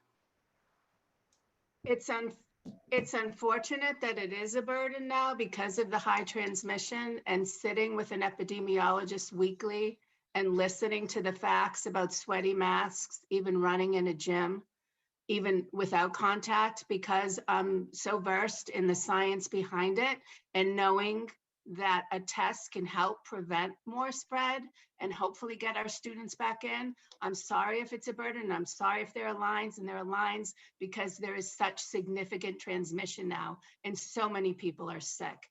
And it would be my advice to have people just work out together outside in the open air and not have them in, and then they wouldn't have to go get tested. So I wonder if it's possible to move forward with a vote, with a motion that put these forward, and if a motion doesn't pass without testing, then we can see if it would pass with testing. Well, something I just, I haven't, I just want to say one thing before we do a motion. And maybe I'm going to be the one everybody's mad at. But come Thanksgiving, a lot of families did not do what they needed to do. The numbers are rising. It's not just Easthampton, it's every single city.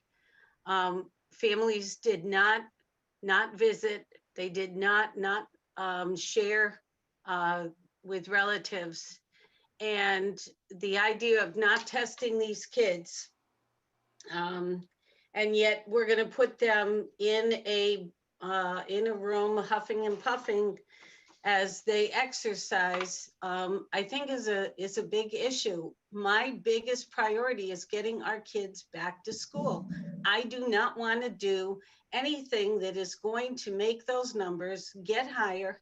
And then come January, we have a target to get all these kids coming back into school. And my interest is really to make sure that we get those kids in, that we keep those numbers down. And I would love to say that everybody is going to behave, but the reality is we know across the nation, we know in this city, we know in this state, we know in Hampshire County, people made choices to do things and they're coming back and they're sick and they're testing positive. And so the idea of not testing these kids is really concerning to me. I don't want, I'm really hoping we don't make a decision that closes down our January entrance into in-person academics, because to me, that is crucial. Come spring, I believe that we can get these kids outside playing, hopefully, if we can get our numbers down. But I'm really concerned, and my focus is really getting those kids back to school. So I'll be quiet. Marissa? I would say that given the January 4th start date, and we've talked about kind of exposure during the holidays, perhaps the test to begin the season would make sense and be in alignment with what we had done in the fall. Jonathan? If I may, just off to that point, I seem to recall from our last meeting, it was suggested by the epidemiologist that we would need something in the realm of 3 weeks to see. Correct. Although that was, I guess in seeing the numbers play out. So I guess maybe that's not the same thing. Well, we did shift our returns. Right. I was just thinking from a testing standpoint, at what point it would be relevant. And I suppose if it happened, right before that January 4th, that anyone who was exposed over the holidays would in fact, probably test positive at that point. I'm sorry, I was just kind of talking that out in my head. Dr. Leclerc. I was just going to mention that we also at our COVID response team meeting discussed a kind of quasi campaign, if you will, of getting the messaging out to families, reminding them that if their family makes a decision to socialize over the holiday break, then they should really not be engaged in anything school related for that period of time afterwards, that 2 to 3 weeks, whatever it is from the last day that they socialize. So we would do a message out. The nursing department was developing a message to remind families that that would be the ownership that they would take on if they were going to be socializing. So obviously we're not following people around. It is the honor system, but we're hoping that people will do the right things, particularly if their student is going to be engaging with other students in an athletic situation.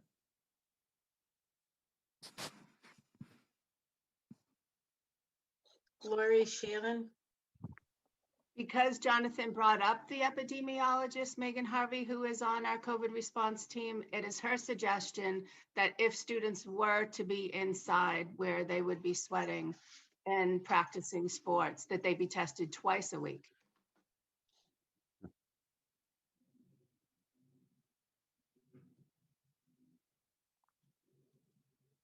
Am I all set? Yes, go ahead, Oh, Shannon. okay, I'm so sorry. No, I was, so, Mr. Miller, when did you say the first practice would be held? I mean, if this went forward? So the start date for the PVIAC, so for all of Western Mass, the winter sports would be starting on January 4th. Obviously, we're not, required to go by those because we wouldn't be competing in the PVIAC. So if we wanted to start on January 10th, we could start on January 10th. Okay, so this isn't going to impact our open date. Only swim, if we approach swim, because they would be competing, whereas the other schools would just be practicing. So we wouldn't be a part of the PVIAC season. So we're only competing virtually though, correct? The pool, yeah, for swim. Okay. Yes. That is very important information. It is. Thank you. Can I just say what about the testing also? If we're going to do that initial test, I think you need to set the dates, because what happened in the fall is people were getting tested in August, right after the meeting, and then we didn't compete until October. Yeah. So I think with the holidays, you would want to set some sort of time frame for them to be tested in. And I also see a big difference between the swimming starting January 4th. And one of the reasons why we pushed back school and the kids coming back into the building a couple weeks is because, again, I wish it was not so, but not everybody is going to behave. And the fear is that, and it's a realistic fear, that those numbers are going to, they're going to increase. So starting on January 4th isn't necessarily a good time to start, whereas another week or two later, you would know whether or not you're okay. You just come back from Christmas vacation, you're initially going to test negative, and then a day later, you could come back and be positive. Lori? All of these points being brought up, especially by Mr. Miller, is exactly why students, if they're going to be participating in sports, should be tested weekly, because you can't just set a random date, then have them get exposed. If they are tested once a week, the epidemiologist says 90% of the cases can be caught, whereas twice a week would be 100%. So, and also, you're not just talking about Christmas, because that's just one of the holidays in the long break. We have to think about right up until New Year's, and then you don't see the high transmission rate until 3 weeks after that from an epidemiological point of view. Maren? So I would speculate that we all know what our own personal vote is already, and I feel like we've talked this thing around quite a bit. And I know we still have plenty more to go this evening. Is it possible for us to move forward with making votes on these different cases now?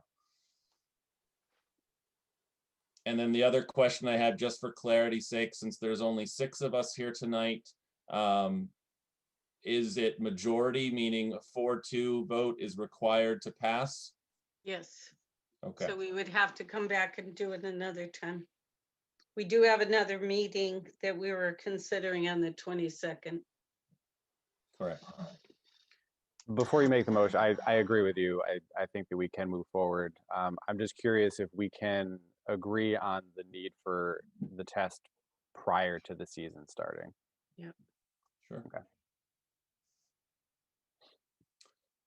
If I can proceed, then what I would do is make a motion that we allow swimming to start on January 4th for asynchronous practice and competition. I would request or require that testing of all those athletes happen after January 1st and before the first day of practice. So it is after the holiday season. And that would be my motion. I'll second that. Lori, you're on mute. Okay. Is it too late for conversation where a date was just No, brought you up? can, no, you Okay, can discuss because- just right up until we vote.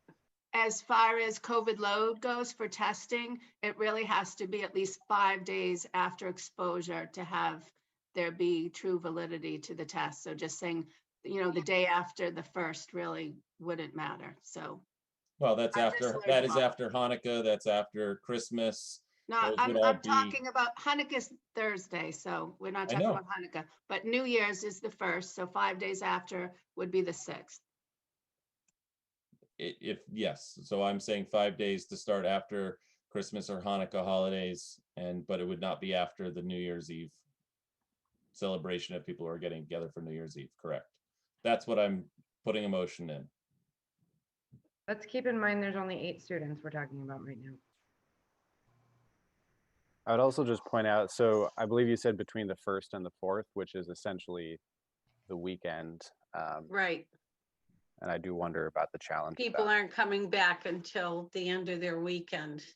If you have a whole, 11 days off, people will come back towards the end. I meant more,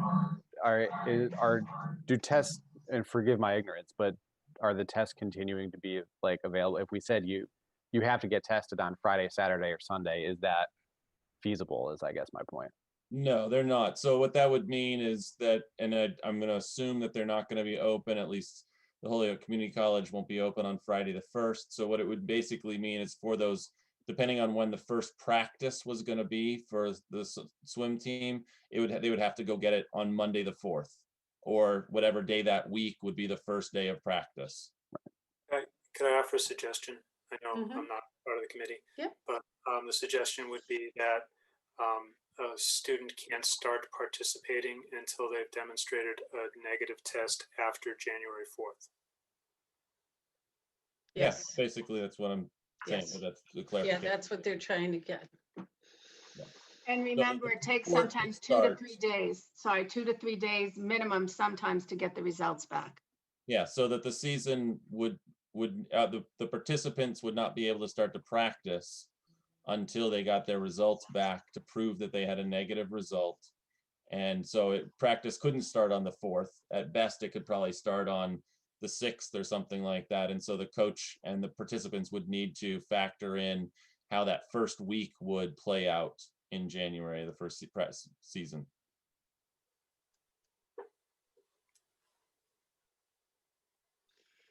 If there's no more discussion, we'll take a roll call vote. So the idea is that swimming would go forward with a negative COVID test on or after the 4th before practice. And provided that the swimming is virtual. Well, Correct. just to clarify, I mean, just in case someone is able to get a test some other way on Saturday or Sunday through their direct physician or something like that, I was just saying after the 1st. So, but I mean, we could move it later. And Somebody else was saying after the 4th. So we really need to decide where we're going. And Sue, you wanted to say something? I didn't catch a second, so I don't know if someone seconded it. I didn't hear it. Yeah, Shannon did. Thank you. Okay. Okay. So my motion was that it was after the 1st, and that would probably mean, in terms of at least the Holyoke Community College location, it would mean it would be wait until the 4th. But if for some reason a participant was able to get a test on the weekend, that was still in my motion. We can have an amendment to that and change that, but that's what my motion was. I don't know if it's going to make a difference between how people are going to vote or not. So. Okay. We ready to vote? Lori? Aye. Shannon, Aye. Shannon Dunn, aye. Jonathan, This is for swimming. Jonathan Schmidt, aye. okay. Marissa, Marissa Curry, aye. Maren, Aaron Goldstein, aye.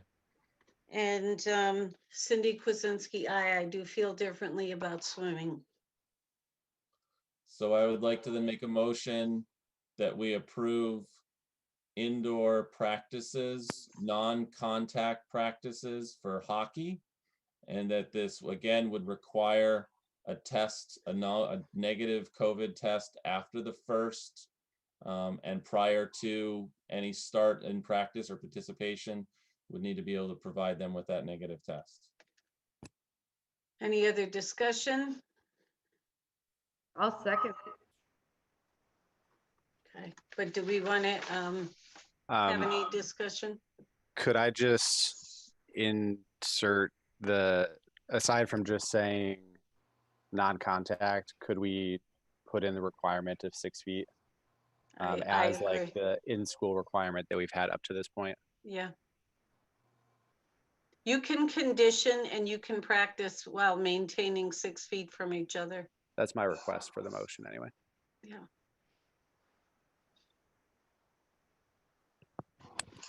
So we could amend that.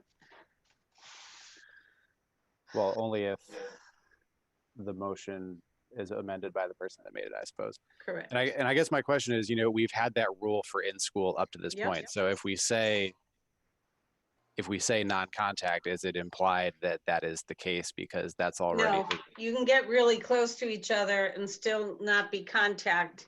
And one of the concerns was you were hoping that people wouldn't be checking each other. Well, if you're 6 feet apart and you're conditioning and practicing, you're not having contact. Right. So that is very different.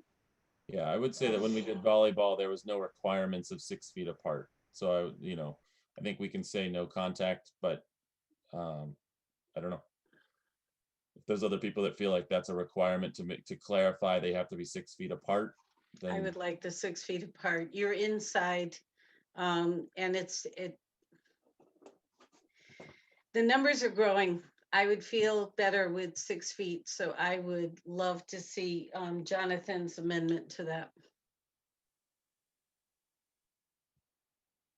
And we're not, so this is not weekly testing, right? This vote is for not weekly testing.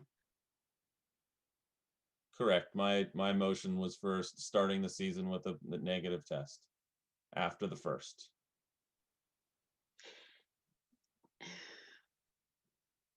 So can I just ask one last question? Why the burden that you can't get a weekly test? I understand the burden of getting twice a week, but where is the burden if your motivation is to play a sport and we have local testing? I'm just wondering where we are that we're saying that that's too much of a burden to actually go and get that test, even though you seriously want to be playing. Personally, I think that, what you're asking for, some of these students may have their own vehicles or be able to, I don't know, wintertime, try to get up and over. I don't know what public transportation options would be available on a daily basis to get up there to Holyoke Community College. But it does seem like a burden between the parent to be able to be potentially working and having to get their student athlete to testing on a weekly basis for these 7 weeks of practice. That seems like a burden to me. This pandemic is a burden to everybody. Yeah, but we want I to keep agree. people safe. I would accept the amendment to say that all practice conditioning needs to keep 6 feet apart.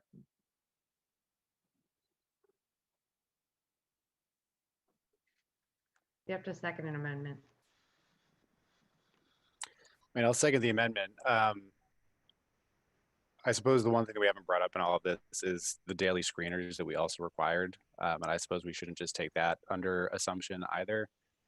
Sorry, I certainly was. Yeah. And, although this still continues the same requirements of daily protocols and review by coaches and parents and the athletes. for daily screening. And all of the other protocols that were mentioned already in terms of space and airflow and use of restrooms, all of those things. We have a lot of parents on this call, and I guess all I can think of is that there are a lot of parents who want their kids to play. I honestly believe they would take their kid and have them take a test once a week. We have numbers significantly going up. I'm trying to caution everybody as we go that we want to get these kids in school. Last school committee meeting was terrible.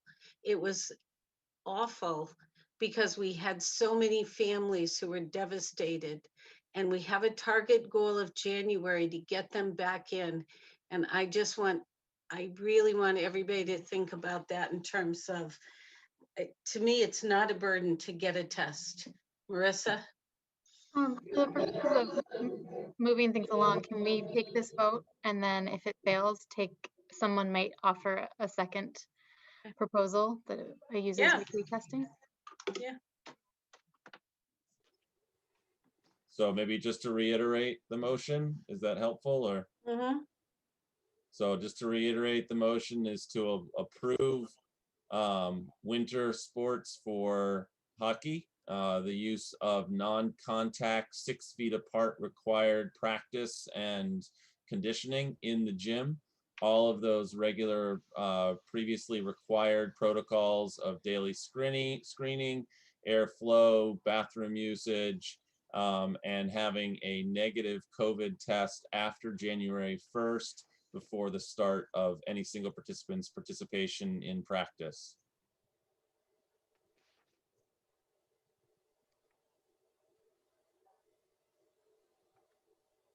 Okay.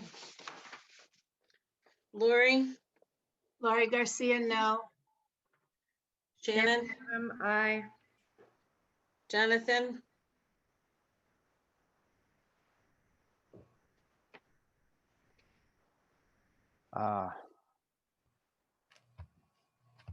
Sorry.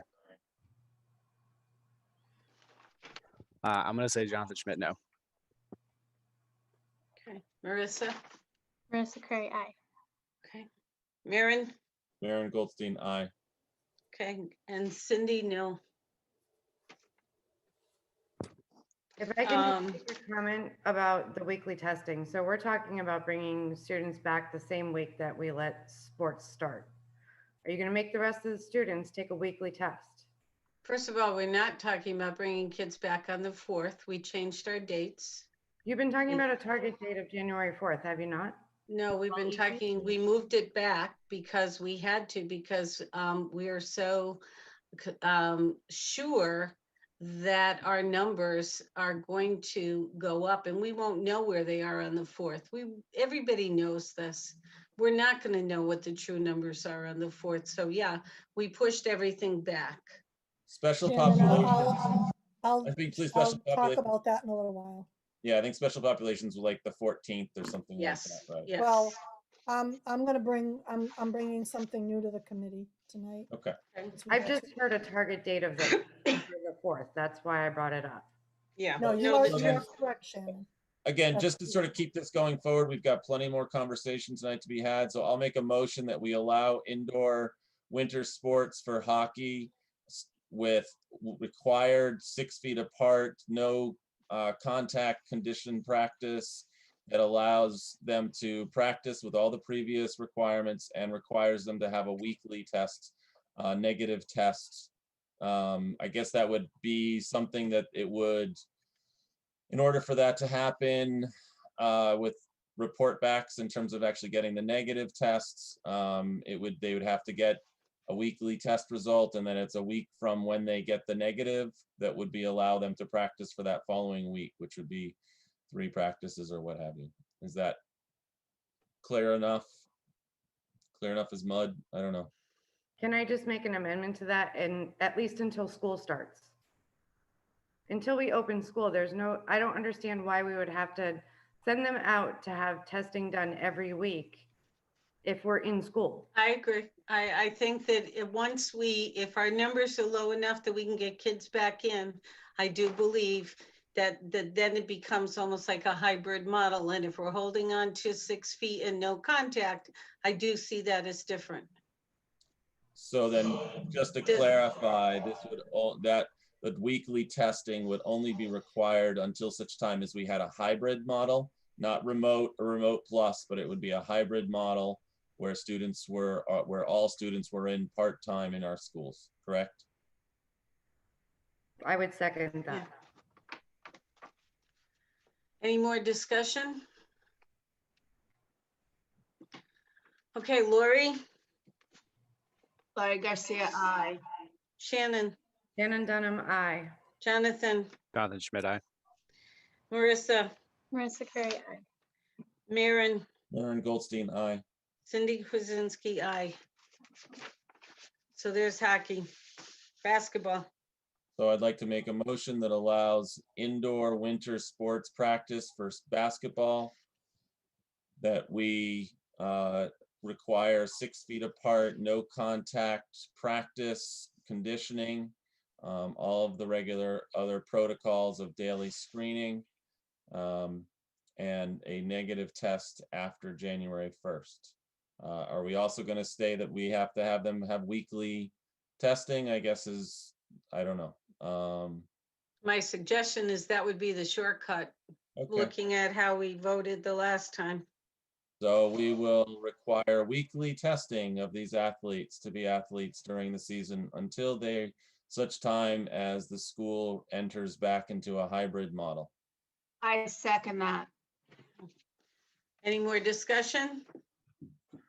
Okay, Lori? Laurie Garcia, aye. Shannon? Aye. Jonathan? Jonathan Schmidt, aye. Marissa? Marissa Curry, aye. Maren? Goldstein, aye. Cindy Kuzensky, aye.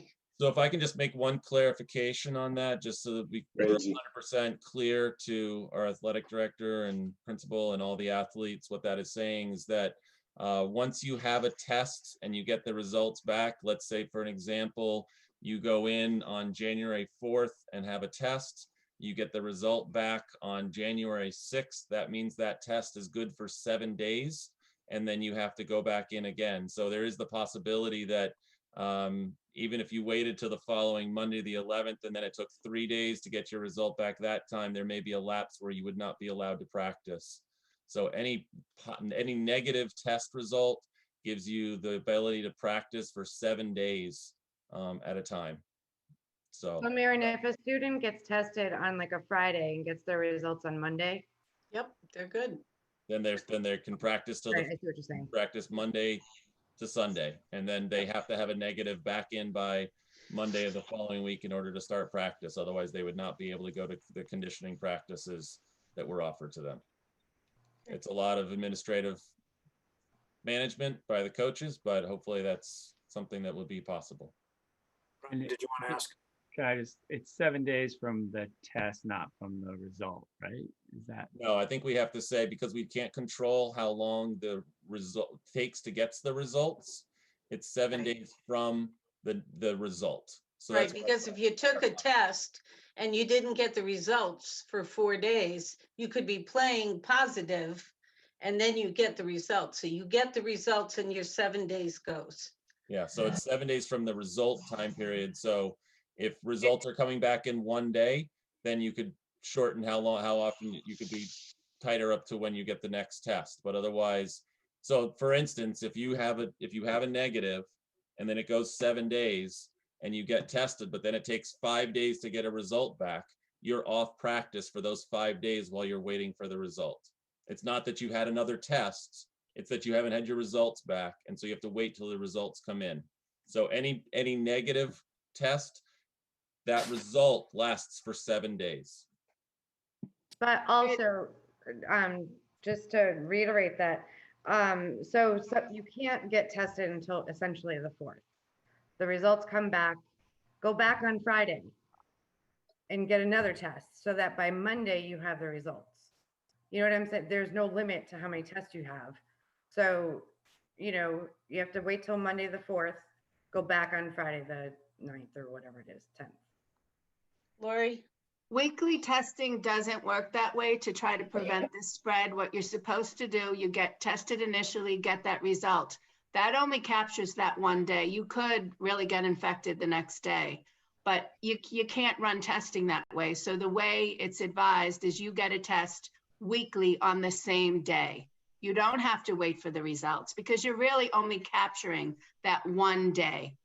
But in order to make this safer in the way that schools are doing it, who have the luxury of having weekly testing, is you get tested weekly. You don't have to stop doing things waiting for the results, but you set up the safety net by just going the same day each week. And students can be practicing as long as they're getting the test the same day each week and getting results back negatively. And hearing that, I wonder if that's something that the coaches could potentially work with their players around to sort of kind of work out what that schedule might look like for them as an individual. Just a thought. It's going to be pretty limited because they're going to be in school and then they're going to be practicing those 3 days. So there's really only 2 days when they could possibly get tested. So I think it'll kind of take care of itself. Sure. And I just want to be clear that because what Lori just suggested is different from what Maren said, I think. And I think that what I'm hearing is that if a player, we'll just stick with a player, is on a weekly testing regimen, that they can continue to practice until such time as they get a negative result. After the first negative result, Correct. because they can't start without that. Right. Once they get that first negative result, they can start participating. They need to get tested weekly on a regular schedule. And then they can continue to participate even if one of those tests takes 4 days to get a result back, or 3 days or 2 days or whatever it is, until such time as they have a negative result, they can continue to practice. Is that what I am to understand at this point? Yes, that is how it is suggested by our epidemiologist. And that is how schools do it. You can't wait for the results to come back. Even locally, results that were coming back within 24 hours were taking 48 hours, but kids were still in school. So as long as there is a weekly schedule that is adhered to, you're capturing it as possible as best as you can. Thank you all very, very much. We really appreciate it. So then what just has to be proven is you have to give evidence that you've taken the test on a weekly basis then. Right. So there's a receipt of some sort that they have to get to say, yes, we got tested. You don't get a receipt though at the Holyoke Community College. So take a picture. Yeah, get a picture of yourself getting it tested. That'd be fun. But I think you get an email. If once you get into the protocol, they do send an email that it's going to be sending one out to you. So you should be able to have that as an example. One way or another, you should be able to prove that you got the test. And then we just have to implore parents and families to behave. We're close. All right. And if we want a really nice 2021, we need to really do what we need to do to stay safe. Okay, we're ready to move on. We have equity update.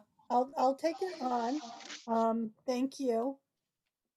Thank you, Mr. Evans and Mr. Miller. And I am pleased to talk about something besides COVID for a little while.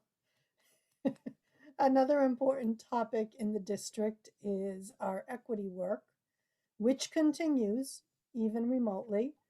And so I have asked Julianne Levin to come tonight to give you all a little bit of an update on what the equity groups are doing and some of the work going on district-wide. And she has some friends with her. So I'm going to turn it over to Julianne Levin, and she has promised to be brief. So yes, I have promised to be brief.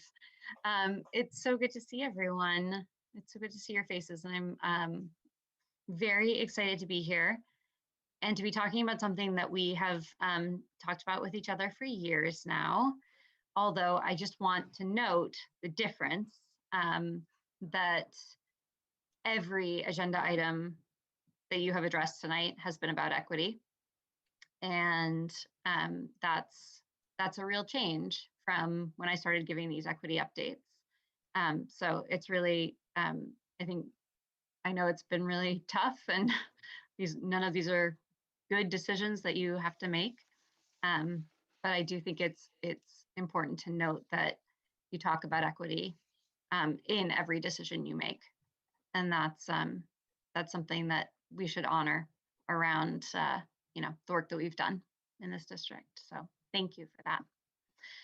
I am going to, well, I want to just say really quickly, the equity steering committees are still running. We have our monthly meetings, and we are always excited to have Shannon Dunham and Maren Goldstein represent the school committee in those equity meetings. We've been focused around a couple subcommittees, one around equity issues in remote learning, of which there are many. This year, for all the progress that we've made relationally in work around equity, I think some of the more technical issues around equity have really come to light this year. Wi-Fi access, language translation access. Jonathan, thank you so much for sharing about migrant students. Yes, these are the gaps that we're seeing widen in a way that's really troubling, despite all of the great work we've done in the district around building relationships and building community and a safe climate and culture for all of our students. So with that, I just want to introduce, I'm sorry, and the other subcommittee that we are still meeting as is the subcommittee working on our relationship with the school resource officer and the police department with the public schools. So that's also still meeting. In fact, those subcommittees meet tomorrow again. So I'll see you there tomorrow, Shannon and Maren. So with that, I'm going to introduce two of my colleagues, Jill Collins and Hannah Elliott. And they're going to give you an update on some work that's being done in the elementary schools. I am so very blessed that they agreed to be the professional learning community facilitators for our social justice in education. Did I already say PLC? The professional learning community, we call it a PLC, and they are the facilitators. And they're going to give you some more information about the work that they're doing with their colleagues and that we're all really excited about. So Jill, Hannah, off to you. Great, thanks so much. So I'm Hannah Elliott and I teach 4th grade at Center Pepin. And to start off, I wanted to just tell you a little bit about the Social Justice PLC and what our focus is. So our goal is to provide teachers and staff each month with some specific, ready-to-use mini lessons for talking about social justice issues in all of our classrooms. Each month we're focusing on one main social justice topic. And so far this year, we've shared tools for teaching about Indigenous Peoples Day, the truths and myths around the first Thanksgiving, introducing gender identity and pronouns, and the winter solstice as sort of a way to shift the focus away from holidays and find something a little more universal that we can all celebrate together. Some of our upcoming topics this year include diverse abilities, Black Lives Matter and Black History Month, women's history, climate change, gender and pride, and activism. And our hope is that teachers can try to weave these discussions and lessons into spaces that are already carved out in their day. For example, morning meeting, possibly making connections with the Caring Schools curriculum that we are using this year, our social studies curriculum, or even making connections to reading and writing. And my colleague Jill is going to share a little more about the rationale behind the PLC. Hey everybody, I'm Jill Collins. I teach 4th grade at Center Pepin. And I'm thrilled to be doing this work. And yes, as Hannah said, I'm going to talk a little bit about the rationale. So there's no getting around that there is upheaval and hatred and inequality in our country and in our world. And our students, whether they're in kindergarten or fourth grade, are citizens of our world, and they're watching and they're hearing about it and they're living it. So it's really our responsibility as educators to teach and acknowledge the truths and untruths, to teach students how to think critically, to look at both sides, to have empathy for people who aren't like them, to talk about these topics respectfully, and even stand up and advocate when they see injustice in their school and in their communities. We've had a great turnout so far at our PLC. We have administrators who are a part of it. We have some adjustment counselors, we have teachers, and we're hoping to recruit more people as the year goes on. But I think we have a total of 13 or 15 at this point. So it's been a really good start. And while there's a lot of knowledge among those who have joined, it's also important to note that we are all wanting to learn more. We've acknowledged to each other that talking about social justice topics can feel uncomfortable. It can take us out of our comfort zone. It can leave us feeling vulnerable. But we're all in this together and we can support each other through it. And that's kind of the message that we've been trying to share with the staff. We've been speaking at monthly faculty meetings. We've talked at both elementary school council meetings, and we're leading a professional development workshop, Hannah, Julianne, and I on Thursday this week. And we also helped to develop the elementary schools district letter that went out about the social justice work that we're doing. So a lot is happening and it's really exciting. Each month we send an email to teachers to let them know about the teaching tool and the ideas that they can try in their classroom, as well as other resources that they can learn from about regarding each topic. And then we've been trying to get some feedback from them as well about what's gone well, what's been hard, so that we can continue to work with it as we move through the year. Over time, we're hoping that we can add more family education, newsletters, other kinds of forums, and also add more professional development, get more feedback, do more curriculum development, and even activism within the school district. So that's kind of what we're working on and what we hope to do. Thank you for listening. Thank you. Thank you. Thank you so much. I'm so proud to be their colleague. I'm so impressed. Thank you so much. That's really, we've been talking for years in the equity committees about how we need to start with our very youngest students. And this year, with the energy that Jill and Hannah are bringing to this work, I feel like, oh, this is happening. This is real. So it feels like it's a long time coming, and they're bringing such energy and such expertise to this work that it's really impressive to me and inspiring. Thank you too so much. All right, and then I'm going to introduce, are you ready, Cindy? Yes. Now I'm going to introduce Cindy Mojica. Cindy is our new diversity and inclusion liaison at Easthampton High School. You will all have remembered Asher Hamilton and the presentations that Asher used to give to the school committee. We miss Asher so much. She's doing wonderfully on Cape Cod. She is. But we are so blessed to have Cindy now. So I'm going to turn it over to Cindy to give us an update about what's going on at the high school. First, I do have a little presentation, like you can see it, because it's like very data oriented what I'm going to talk about. So if someone can allow me to share my screen, I would really appreciate it. You're good.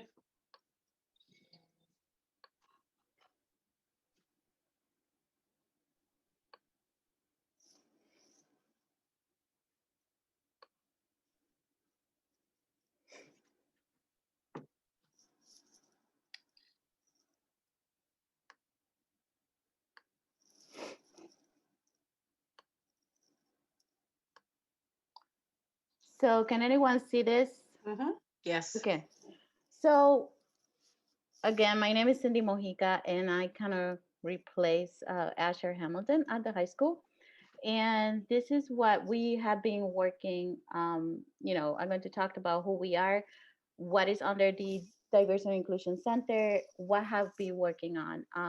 These are very data oriented. This is from DESI information. This is some surveys. Um, and first of all, I'm going to tell who we are and why. So the Diversity Inclusion Center has been part of the Easthampton High School from the spring of 2017.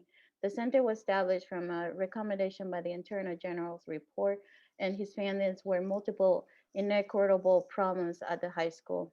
Since then, the center had recruited multiple volunteers for projects that reflect the EHS students population. The center has worked directly with parents and students, offering safe play for everyone who walk in the center. The center concentrate on offering and providing service to minorities, marginalized communities.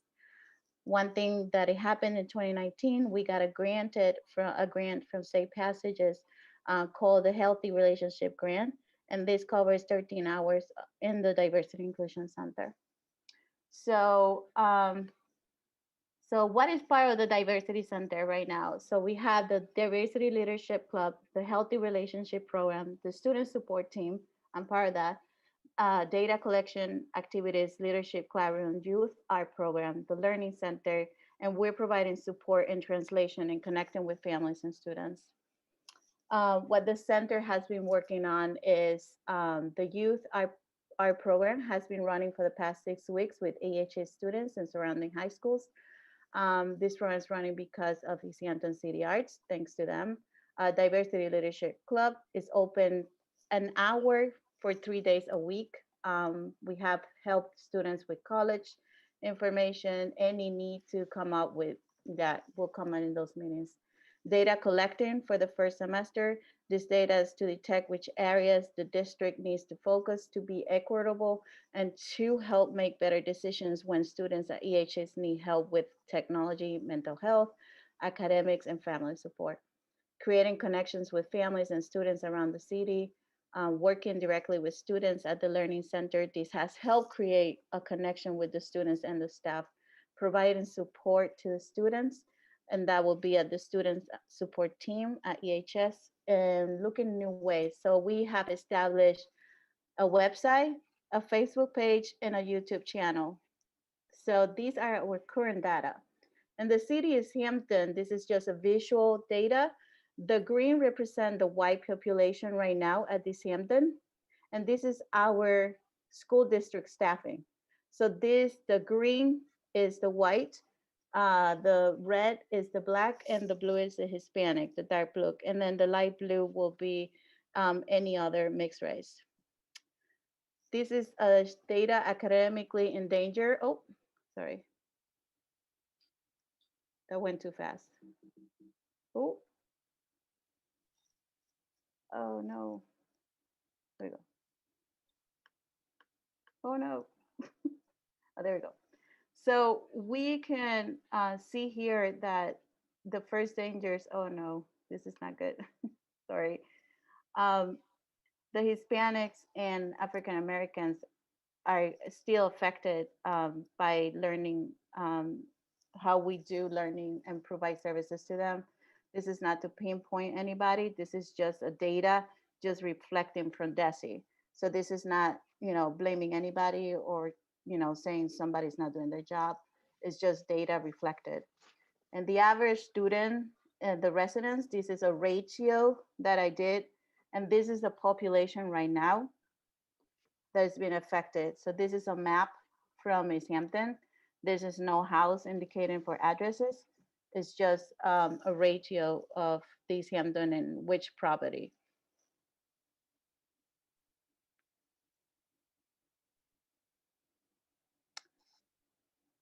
You can see that right now. And I can provide this to you. So then we did an enrollment data for the last 5 years. Of course, we did lose a lot of students in the district this semester, and we also lose students at the high school. This is dangerous because we can lose both things. We can lose funding, teaching, and actually we can lose potential more families coming to Easthampton, which is a big problem for our city. So this is just data showing you how we're doing in our district. So these are the areas that need improvement for more equitable. We need more data collecting, definitely to make better decisions in our district. We need data collecting from our IT department so we know how to connect properly engaging and actively participating in school. Learning centers for my generalized community, this is something that we have to work on. We would like to collect data from parents and students about remote learning so we may learn how to be better, help them. Better communication between the schools and the parents. Some family have trouble with English and we need a better system to communicate with them. The diversity and inclusion position, I think this should be more district wise so we can actually serve better and collect more data around the whole district and present it like I'm presented it tonight. We need more diverse staff. Minority students feels less likely to identify with Easthampton High School teachers due to the lack of representation, as you saw before. Have available more mental health information for teens and their families other than our school staff. I think that's very important in this COVID times. Time and funding. I'm not going to go through all this. This is basically a description of what I have been doing. And I'm a liaison, not a coordinator. So I think that is why we have to present it to the public. We should have this position as a district in a bigger scale. So the time invested is good to collect all this data because we can answer many questions. Which students are we failing to? How to avoid excessive absence, which is a big problem right now in our district. Who is in AP classes where there's none to zero known, very, very low percentage of minority students right now in AP classes. That's a problem of equality right there. What do our students need? How can we better connect with students and family of all backgrounds? What kind of resources we need financially, programs, and what we're lacking in our district. And of course, everyone is like, so how are we going to fund this? Because that's the first question. So I did a research on this. I spent a lot of time looking into this. So for how we can finance a position like this or any kind of inclusive and diversity position, mass diversity inclusion for a better education, they have a lot of programs. The Massachusetts Diversity Inclusion state, they do have grants for these kind of programs. And right now, we should, there's a pilot program going on. It says Educators Workforce Diversity. These are for teachers diversification pilot program that we as a district can apply to and bring more diverse teachers to our district, which is very important, not only for our minority kids, but for everyone. Everyone benefits from diversity. And these are the two grants that I want to focus on, which is the Ozark Inclusive Opportunity Grant Program and the Mass Humanity Grant. These are big grants that we can get to provide services to our students. So programs the Diversity Inclusion Center is working to offer a permanent learning center. I think this is something that we should be available to have in the high school after school when we're back to school, or like wirely. We have to create something because we did a lot of discovery with the learning center. We need a cultural library to be online and available to all students. Mentorship program, and then not yet. College and other diversity programs from Massachusetts. I've been in contact with Smith College and the 5 colleges diversity centers. Leadership curriculum and employment and internship for minorities. And I will suggest a full-time youth leader in exclusive serve different areas and minorities. So this is my summary, and I think that's it. And I'm going to stop sharing right now. And if you have any questions for me, here. Again, I'm humbled by my colleagues. So thank you so much, Cindy, Jill, Hannah. It's so incredible to have people to work on these huge issues that, as you know, are affecting every piece of people's lives right now. So thank you so much, Cindy. Thank you so much, Jill.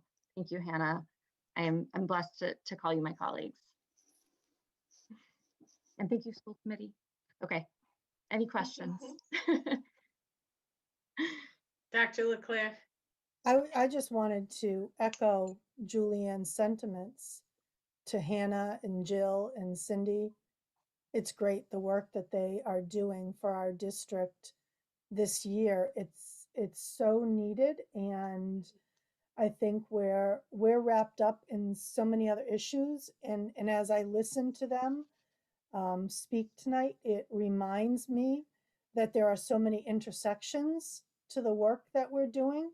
And I think it's just wonderful to know that we're thriving in this area because of the work that so many people are contributing to the district. So thank you again. And thank you, Julianne, for coordinating all of this. I think it's tremendous. And even as I was just listening to Cindy, Julianne and I were on a call with, interestingly enough, the Collaborative for Education the other day, because we are being asked to partner with the Department of Education and the Collaborative in Northampton on a family engagement program. It's something that is being done in the eastern part of the state, and they were looking for someone in the western part of the state that could jump in, and somehow Easthampton's metrics met their need. So as I was listening to Cindy's presentation, a lot of things were starting to connect for me, and I thought, oh, we got to pull Cindy into that. Well, I think the metric that worked for them was that Cindy was involved in the UMass Translation and Interpretation Program certificate project. So because we were lucky enough that she was interested in doing that, the department was like, well, maybe you should do this other thing too, and also let's figure out a way for us to pay for it for you. So it's really it's really tremendous. Good. Yeah. And I appreciate Hannah and Jill, just considering that they're doing this in addition to their regular teaching work, which in and of itself is challenging this year, and it all new, as the teachers on this committee will attest, to take on something more for your fellow colleagues, I think is tremendous. So much appreciation to all of those folks. Thank you all for that lovely presentation. Thank you. Lori? I just want to continue the echo chamber, because Julianne said we were blessed to have Cindy, Jill, and Hannah, and I couldn't agree more. But I would also like to say we are truly blessed to have Julianne Levin at the helm of all this. So thank you so much. I honestly, I need to stand behind them. Marissa?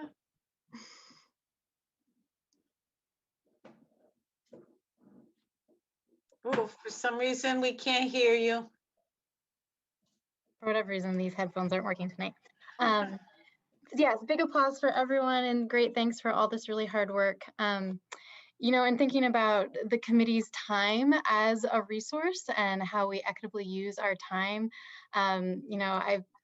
I've been aware of how many minutes we've spent talking about sports for a very small group of students across, given the proportion of our district. And I have been concerned about ways that other students who aren't athletes are going to be able to feel connected with each other and with the district.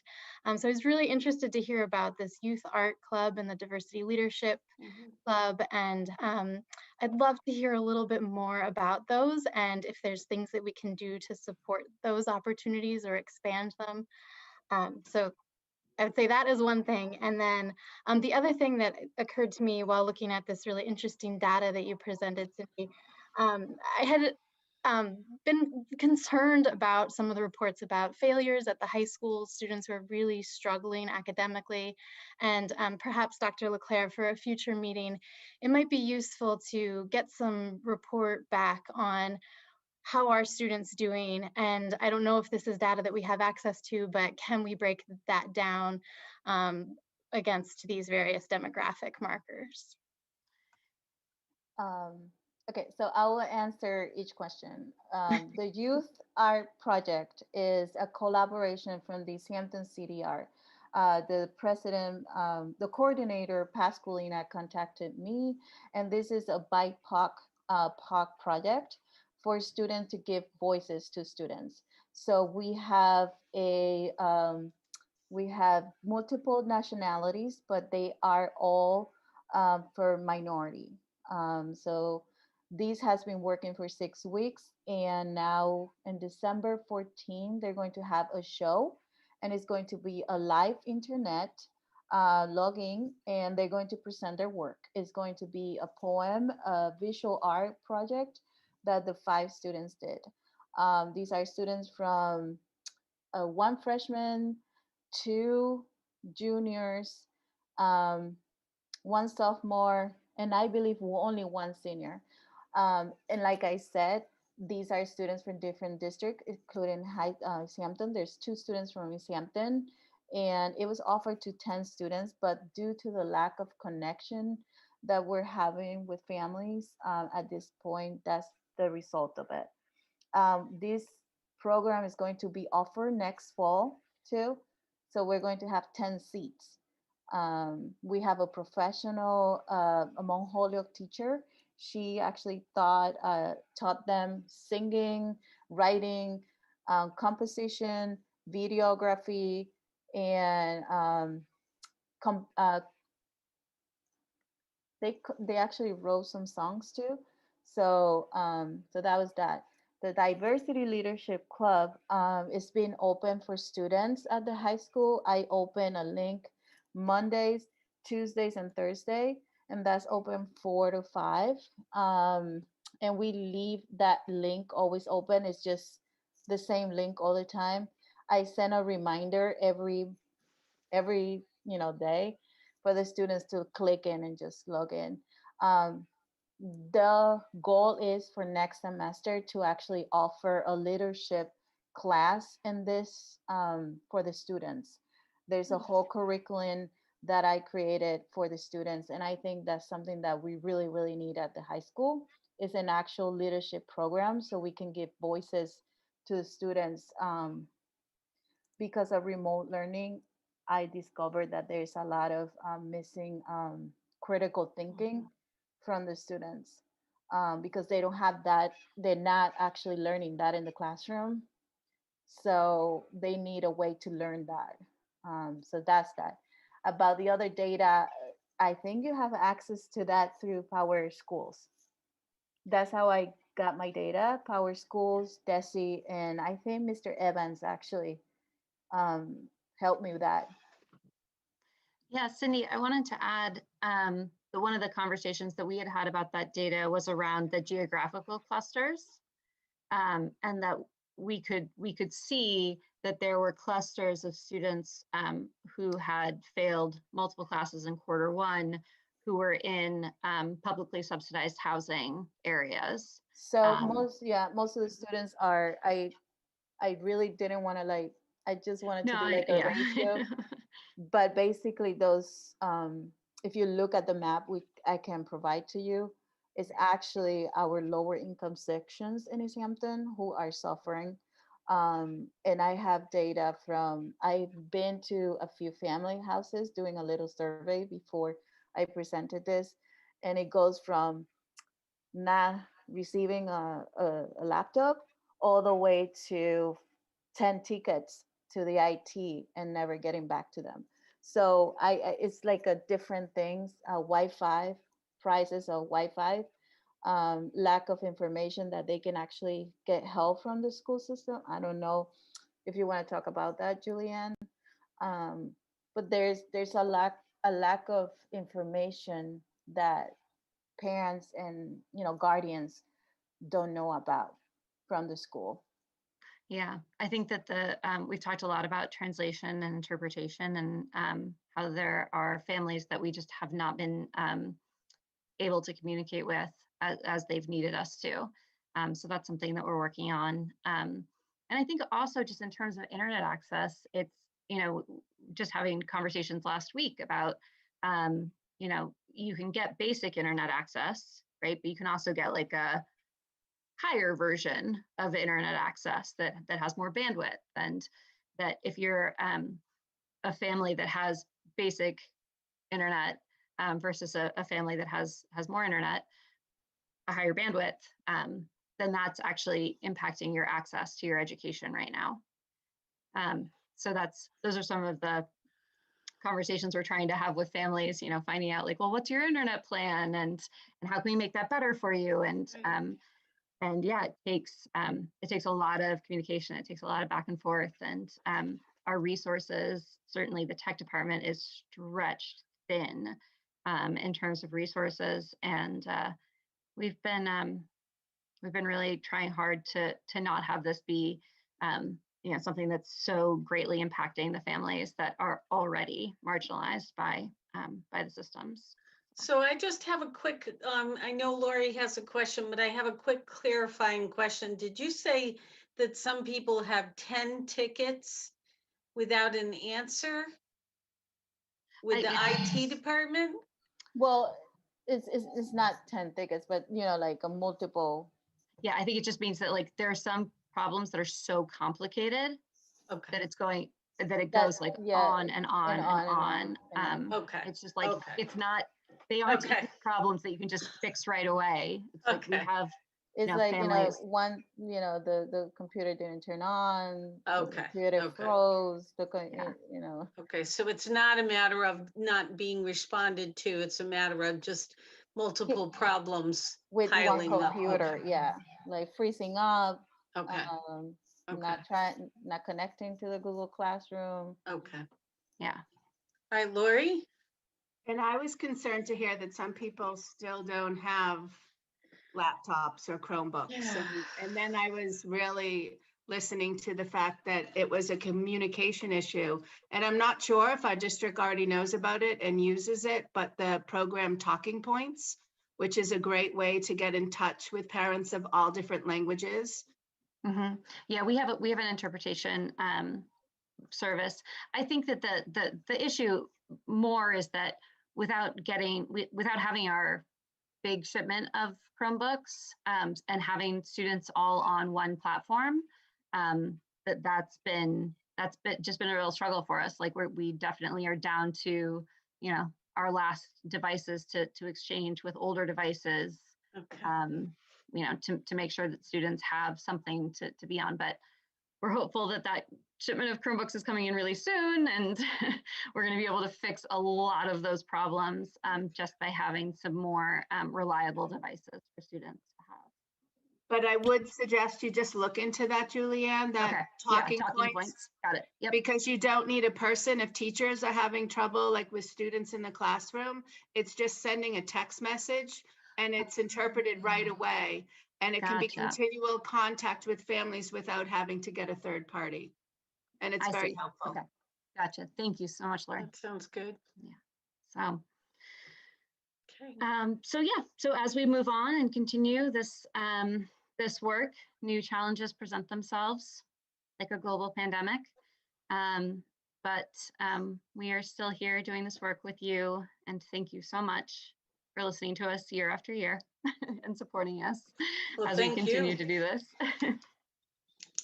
Thank you.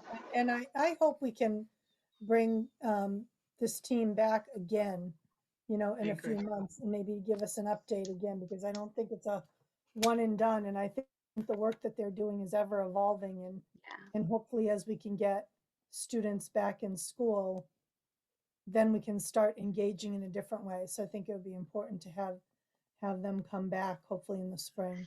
Right. Right. Cindy, is it possible for you to send the school committee that PowerPoint presentation? Yeah, and if you need the actual percentage of the visual graphics, I'll also, you know, have them, but if you don't need it, it's just visual graphic. You can actually see it. Okay, thank you. Thank you. That And would I be did, nice. I did ask, Mr. Evans was texting me and saying that he can come to a future meeting to address some of the questions that I think Marissa brought up. Because they have been working on that data, Marissa, about failures. So maybe we can put him on the agenda for January. I think so. Yeah. Yeah. I'm wondering, just as we're saying that, if we should do it for our September 22nd. December 22nd? Yeah. Did I say September? December. So If you want to, that's fine. I think so. I thought you wanted that to be a brief meeting. That's why I wasn't going to schedule a presentation that night. But Well, the failures are important to talk about. So we're roping you into the 22nd, sir. I'm aware of the high school just because it happened to come across our desk via the parent email, but I would also be interested to hear how students are doing in the other buildings. Yeah, and I think the middle school, and Julianne can correct me if I'm wrong, I think their grades just closed last week, so they're gathering that data right now. But if we wait until the 22nd, that would be good. They should be able And to the present elementary that as well. the elementaries close on the 11th. So they'll be in a better place to report on all of them on the 22nd. Good, so the 22nd it is. Sounds As good. long as you're not also talking about sports on that night. So if I can just add, I just wanted to, really appreciate, I don't think this is just individuals. I think it's also just shows the work that this district has done, that we have 4 people presenting on equity and all of the work that's happening across the district. I think it just, of course, as individuals, you are all great and very much appreciated the work that you're doing here. But it also just, I think that the more people are able to do more work. And so it just shows how much this is becoming more and more a core of what we're doing in Easthampton Public Schools. And so I just think it's really tremendous. It also shows the places where we've got more work to do because we have more people looking at it and seeing issues and raising those issues. So bringing these points forward, even the ones that are not, always the best points, helps us bring light to the challenges that we still have as a district. But it also really shows the forward motion that we have. And so I just want to thank everybody involved in the work that you're doing. So thank you so much. I agree. Thank you. Thank you so much. All right. Thank you all. Good luck with the rest of your evening. Thank you. You can stick around if you want. Okay. So I just wanted to talk a few minutes about some COVID updates, because I know we have still several families on the call, and I know people listen to these meetings to get information about where we are in our thinking. And so I wanted to share, I think in our last meeting, we said when we closed and went to full remote, we said we would take a look at our numbers again. And I think from just an anecdotal point of view, we all know that the numbers are high. As a COVID response team, as a school committee, we have access to a daily dashboard that we have of information that's collected on the daily numbers for Hamden, Hampshire, and Franklin counties. And we have an agreed upon, a tentative agreement of a metric that we kind of use as our guide. And so that number that pushes us to close is 23 cases per 100,000.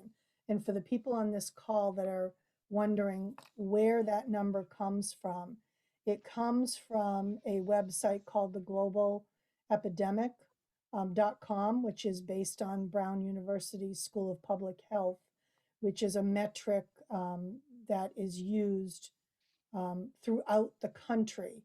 So I like to base information and data, and I'm trying to share with people that we are not randomly deciding to close or open school. So we look at that metric, and that metric was around 21 when we had our last school committee meeting, and it was increasing on a 7-day rolling average. The number was going up every day, so we knew that it would be at 23 fairly quickly, and it did reach 23 either the next day or the day after. Yeah. And we didn't want to be the district that closed on a dime. We wanted to be the district that told you what was coming. And so tonight, I want to tell you where the number is right now. The number as of today is 32 cases per 100,000. So that means, I want to be very clear, that means that we are not opening back up anytime soon. Based on the number the school committee has tentatively agreed upon with the union is 23. We are nowhere near 23. We are at 32 per 100,000. So that means, and I don't have a crystal ball, but I can look and I can tell every day that the number is going up. We're in an upward trend, and we're looking at 7 to 14 day rolling averages, which again, statistically, evidence wise, we are steeped in logic on that. And the trend is going up. So I can surmise without another meeting in the coming days or early next week, I can tell you, it's not likely that we're bringing students back before the holiday break, unless everyone decides to change their behavior immediately. But we're not, the epidemiologists and the physicians out there, if I'm listening to the news correctly, are alluding to the fact that we may not even have seen the Thanksgiving numbers yet. We may be at the very start of them. So I can estimate, based on the trends that we're seeing on the data that we have, that we're not going to be opening. So I want to be clear to people, and it's not because we don't want to open. I want to open. I say it, I think, every school committee meeting. If I could bring special populations back tomorrow, I would. But the number that is agreed upon with the union prevents us from coming back into the building at that based on this data that we have in front of us. And And we're just not a little over. 32 is a lot over. right, we're not on the cusp. Yeah. And if you keep in perspective, 2 weeks ago, we were saying, well, we're going to need to close because we were at 21. And now we're at 32, 2 weeks later. So, so this number is going up. And I think that based on all the information we have coming at us from medical professionals, this is not going to start trending downward until after we get through the holiday season. I know that in the data in the plan that I presented to you, we were hoping to bring special populations back on January 4th, but I want to be transparent with people because I know this involves work schedules and daycare. It is not looking likely that we will be able to bring students back on January 4th because we will not have seen the end of the climb after people choose to do what they're going to do over the holidays. And I just don't see that our number is going to be 23 or lower. I would like to be wrong. And please call me out if I am wrong. and, we can fix it. But I think that realistically, we have to wait a few weeks after the holiday break before we can start planning on having students return to the building.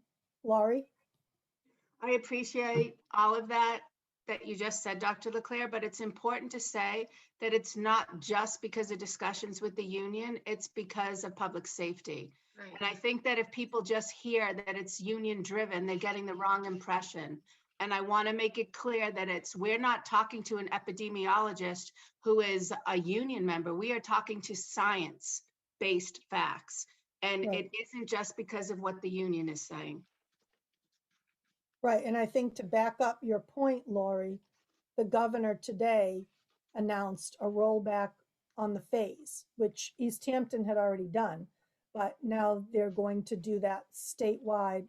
The state will go back to phase 3, step 1 as of Sunday.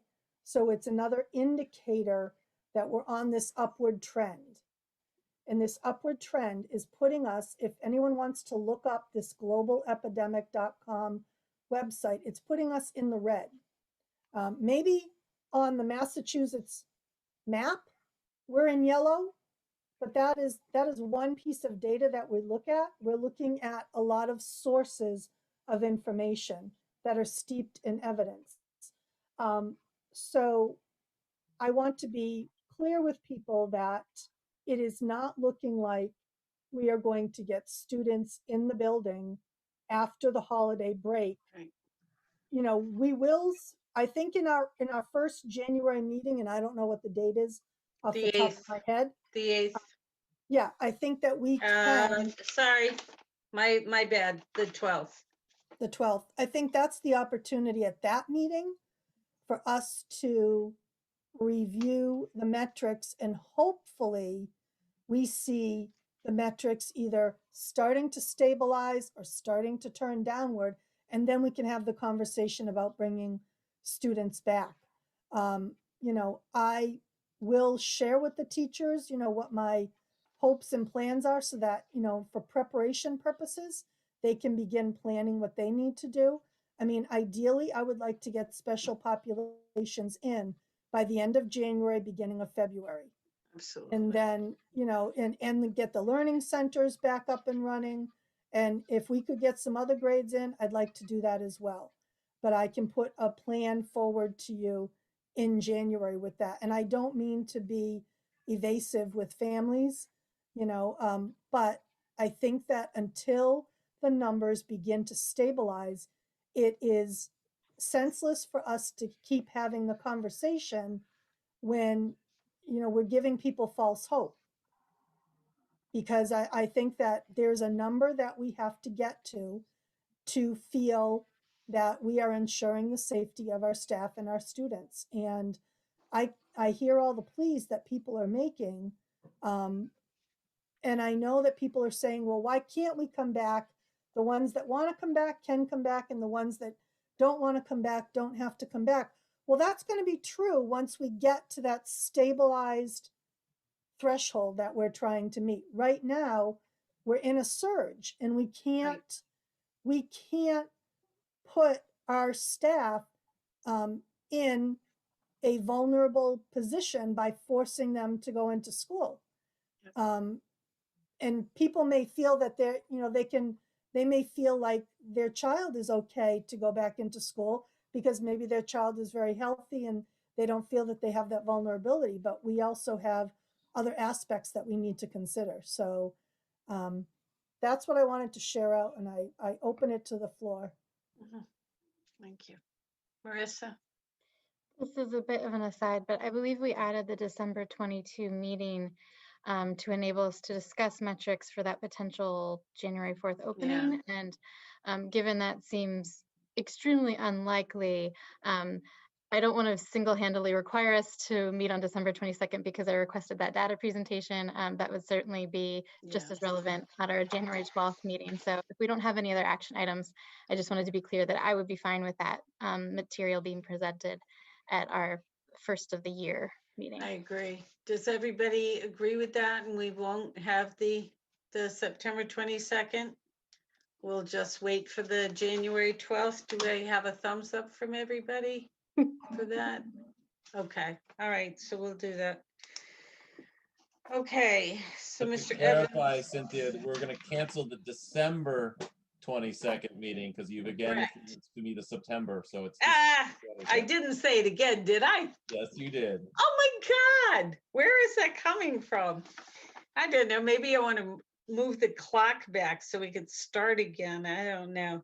Okay, so our school committee meeting will be January 12th. And that is when we will have the presentation. Okay. All right. Okay. All right.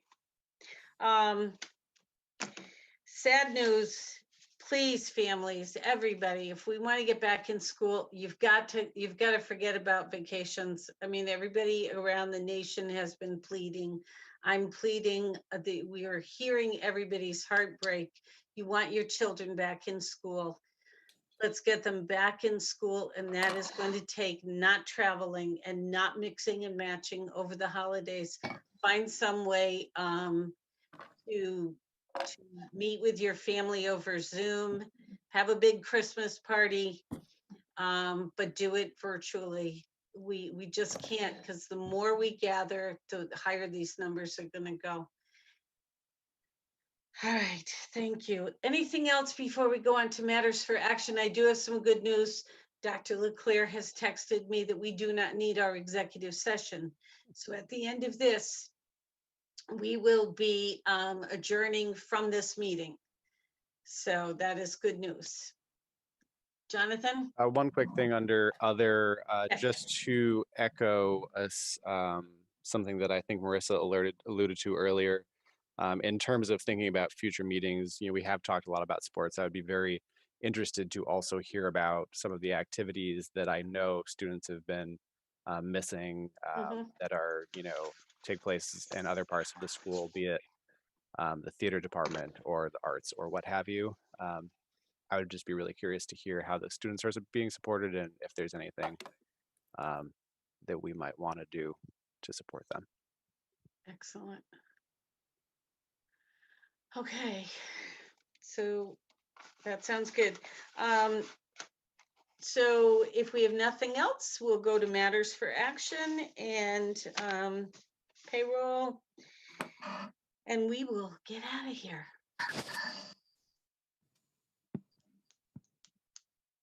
Marissa? All right. I move to approve the school payroll dated 11/19/2020 in the amount of $517,810.14. I'll second that. Okay, Lori? Laurie Garcia, aye. Shannon? Shannon Dunham, aye. Jonathan? Jonathan Schmidt, aye. Marissa? Marissa Curry, aye. Maren? Maren Goldstein, aye. Cindy Kuzensky, aye. I move to approve the accounts payable authorization for payment dated 11/19/2020 in the amount of $607,386.16. Second that. Laurie Garcia, aye. Shannon Dunham, aye. Jonathan Schmidt, aye. Marissa? Oh, Marissa Curry, aye. Maren Goldstein, aye. Cindy Kuzensky, aye. I move to approve school payroll dated 12/3/2020 in the amount of $545,168.58. Second that. Laurie Garcia, aye. Shannon Dunham, aye. Jonathan Schmidt, aye. Marissa Curry, aye. Maren Goldstein, aye. Cindy Kuzensky, aye. I move to approve the accounts payable authorization for payment dated 12/3/2020 in the amount of $170,930.47. I'll second that. Laurie Garcia, aye. Shannon Dunham, aye. Jonathan Schmidt, aye. Marissa Curry, aye. Maren Goldstein, aye. Sorry. Cindy Kuzensky, aye. Okay, if we have nothing else, do we have a motion to adjourn? Move we adjourn. I second that. Everybody seconds that. Okay, here we go. Lori? Laurie Garcia, buenas noches. Okay. Shannon. Go ahead, Shannon. I just did. Shannon Dunham. Jonathan Schmidt, aye. Marissa Curry, aye. Maren? Maren Goldstein, aye. Cindy Kuzensky, aye. Have a good night. Thank you, everybody, for your attendance. Please be safe, be well. Happy And holidays. let's get everybody in back in school. All right. Thank you, Madam Chair. Thank you. All right.